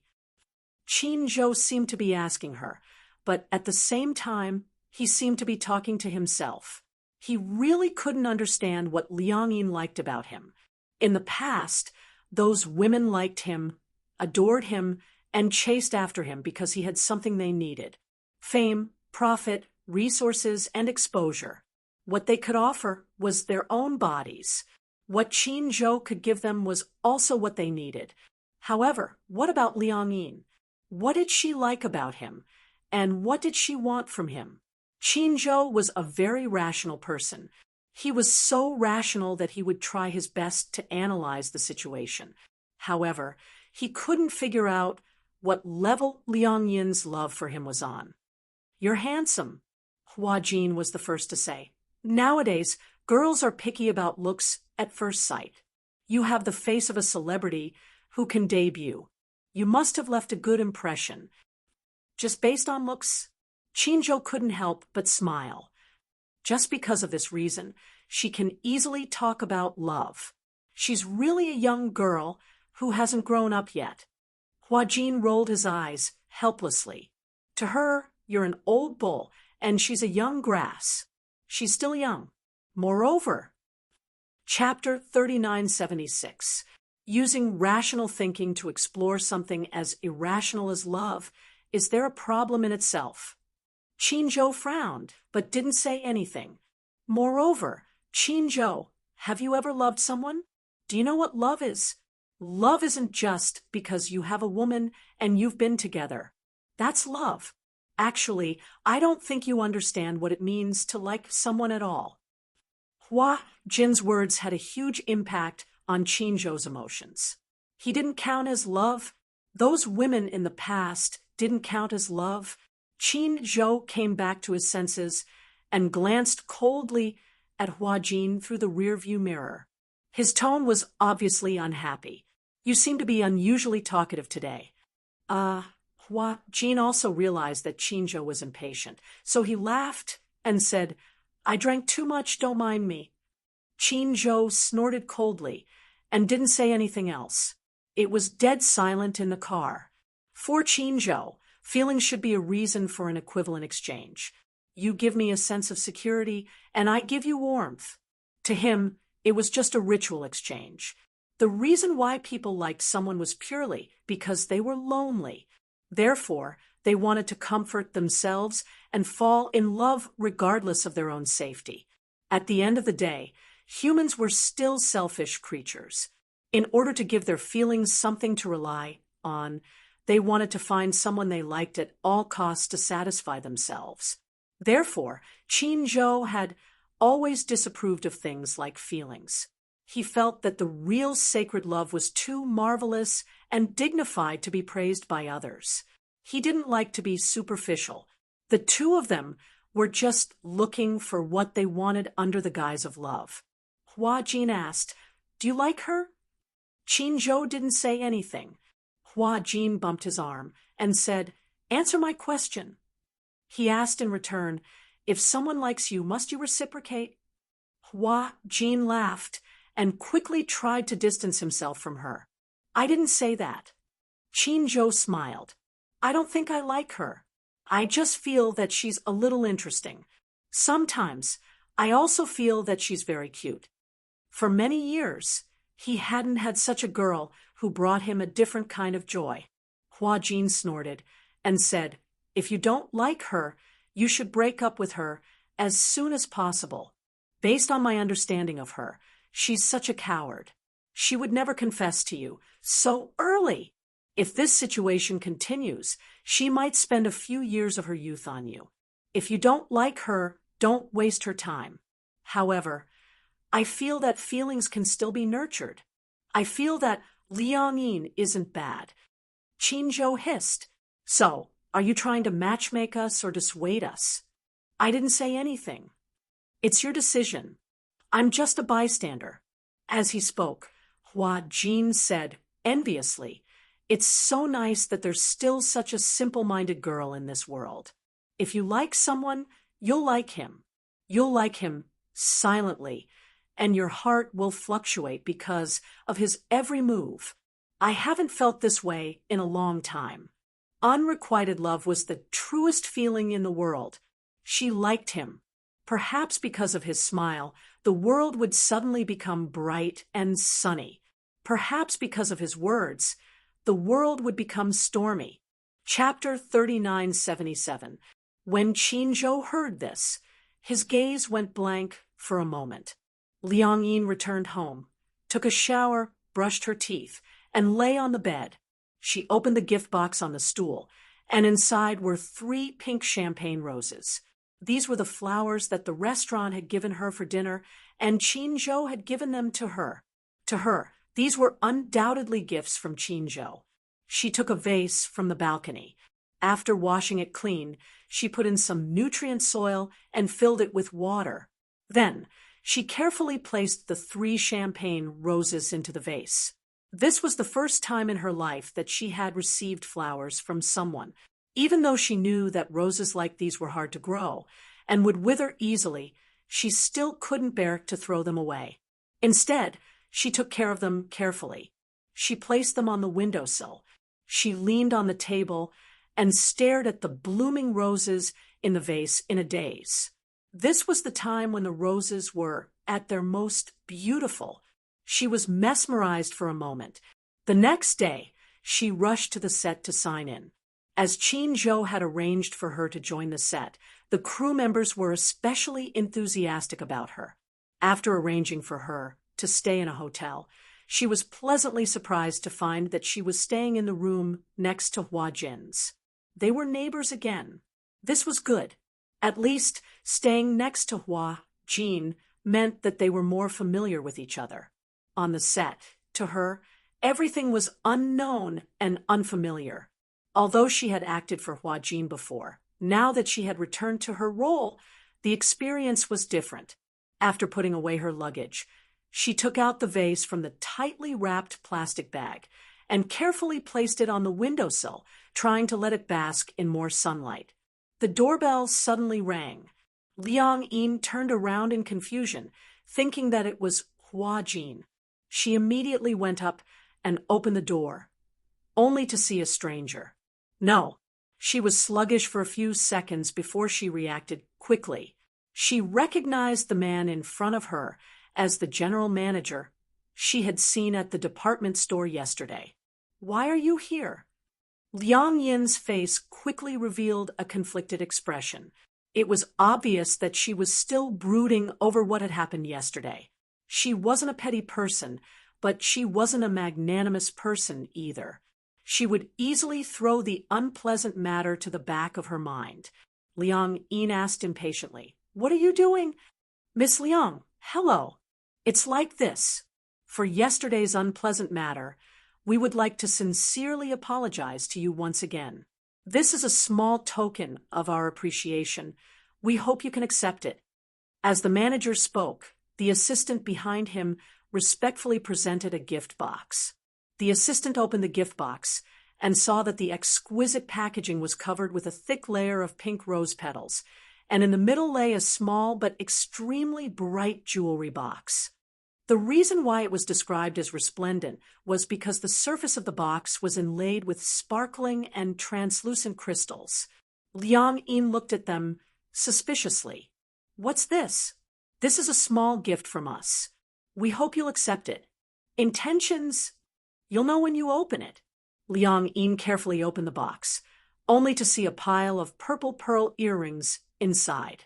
Her expression froze. "Jewels? I hope you like it." The manager's expression was as sincere as it could be. However, Liang Yin did not seem to like it, nor was she happy. Chapter 3978. This is, "You're just trying to please Qin Zhou." For some reason, Liang Yin was a little angry. Actually, be it the Bulgari store manager or the manager of the shopping mall, they were all very nice people. "You don't feel guilty at all for wrongly accusing me. We're sincerely apologizing to you." Liang Yin sneered.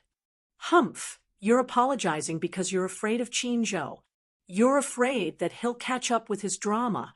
You're apologizing not because you respect me, but because you're afraid of taking responsibility." When the manager heard this, he felt very wronged. "Oh my God, isn't that nonsense? Qin Zhou already said that you're his woman. How could they dare to offend you? Miss Liang, please understand, you've indeed suffered a lot yesterday, and there were many unpleasant things. I hope that you can calm down and don't take this matter to heart." Liang Yin had no choice but to close the door. The manager immediately blocked the door shamelessly. It was obvious that he wouldn't give up until Liang Yin said, "I forgive you." His face was distorted from sticking to the door, but the manager still didn't intend to give up. "Miss Liang, it's like this." The manager took a deep breath and started to nag. "After you and President Qin left yesterday, I deeply understood the seriousness of this matter. We've already issued a notice to fire the store manager of the Bulgari store, and we'll never hire her again. We swear that if something like this happens again." Liang Yin didn't know what he said or how long he had been talking. Anyway, she only felt that there were countless flies buzzing around her ears. Finally, she couldn't take it anymore and said impatiently, "Fine, fine, fine. I forgive you. Can you not be like a fly, buzzing around my ear nonstop?" Calluses were about to form on her ears. The manager was wild with joy. "Really? You're really willing to forgive me? As long as you disappear from my sight immediately, I'll forgive you. Please stop bothering me, okay? As soon as she finished speaking, the manager didn't dare to say anything else. He immediately disappeared from her sight with his assistant. Liang Yin was dumbfounded. She didn't know how terrifying Qin Zhou's pressure was, or if Qin Zhou had already pressured the department store without her knowledge. Otherwise, why would the manager come all the way here to ask for her forgiveness? Qin Zhou, in the room, Liang Yin sat curiously in front of Hua Jin. She was puzzled as to why Qin Zhou had such a terrifying influence. At the mention of Qin Zhou, Hua Jin was obviously a little speechless. I noticed that your recent topics revolve around him. As the saying goes, only by knowing yourself and your enemy can you win every battle. Liang Yin said matter-of-factly, if I don't understand him, how can I get what he likes? Qin Zhou used to be a top manager, especially after he made Gu Xingzi famous. Thanks to Gu Xingzi's influence, he managed to get more resources in his hands. Gu Xingzi, Liang Yin was suddenly a little stunned. Didn't Gu Xingzi pass away? Hua Jin sighed as he said this. Chapter 3979. Gu Xingzi was a superstar created by Qin Zhou. Ever since Gu Xingzi's debut, he had never experienced any low points. The two of them made each other what they were, and at the same time made each other. In private, the two of them put aside their work relationship, but at the same time, they were very close friends. Qin Zhou rarely used the term close friends to describe someone. Gu Xingzi was the same. The relationship between the two of them was no different from that of a family member. Gu Xingzi's death was a huge blow to Qin Zhou. He used to be humorous and loved to joke, but now he seemed to be a little quiet. It was even difficult for him to open up to others. Gu Xingzi was really the youth of a generation. Hua Jin sighed at the same time. I used to envy Gu Xingzi, but now I feel that it's a pity for him. I've always heard that he had depression. Is that right? Yes. Hua Jin laughed at himself. Actually, I'm not surprised. This is a playground. As you can see, when you're filming, no matter how bad your mood is, you have to put your heart and soul into the role. I once saw a very popular actress. Before an interview, because of her low EQ, she kept crying in the waiting room. When the cameramen and reporters arrived, she wiped her tears and touched up her makeup. When she faced the camera, she laughed and chatted. When the interview ended, she broke down and cried again. At that time, I felt that such a person's life was really too painful. She couldn't even live her life as she wanted. Then why did she still accept the interview? Because it was her job. Hua Jin continued. When you enter the industry and become famous, it's not up to you to decide whether you want to advance, retreat, or leave. Fortunately, I have a very good manager who can protect me. At least, when I'm feeling down, I don't have to pander to anyone, and I don't have to look at anyone's eyes. It's more free. Yes, Liang Yin asked again, have you thought about when you'll end your acting career? Didn't I tell you before? Hua Jin said, when I earn enough money to travel around the world, I'll decide to quit the entertainment industry. You still have a utopia in your heart. Liang Yin smiled. I thought that everyone in this industry, no matter who they are, would want to strive to be the best. I used to think so too. Hua Jin sighed. But shouldn't people live for themselves? In fact, I'm quite clear about life. Sometimes, no matter how rich you are, you can't get the life you want. I feel that this kind of life is not what I want. So, since I know what I want, why should I be reluctant to leave things that I shouldn't? When Liang Yin heard this, she couldn't help but be a little absent-minded. The next day, Huanyu office building, Qin Zhou specially sent a car to pick up Liang Yin and officially sign the contract.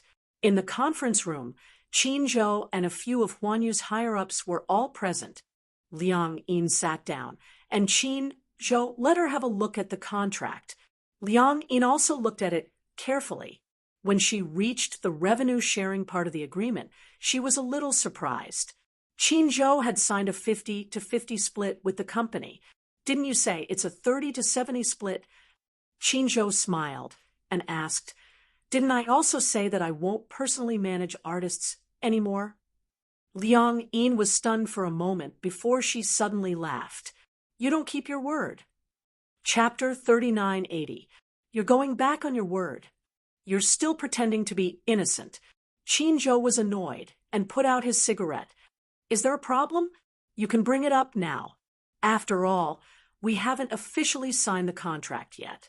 Any suggestions can still be discussed. You make it sound like I'm signing a contract to sell myself. That's true. Qin Zhou pointed at the contract and said, this is a contract to sell yourself.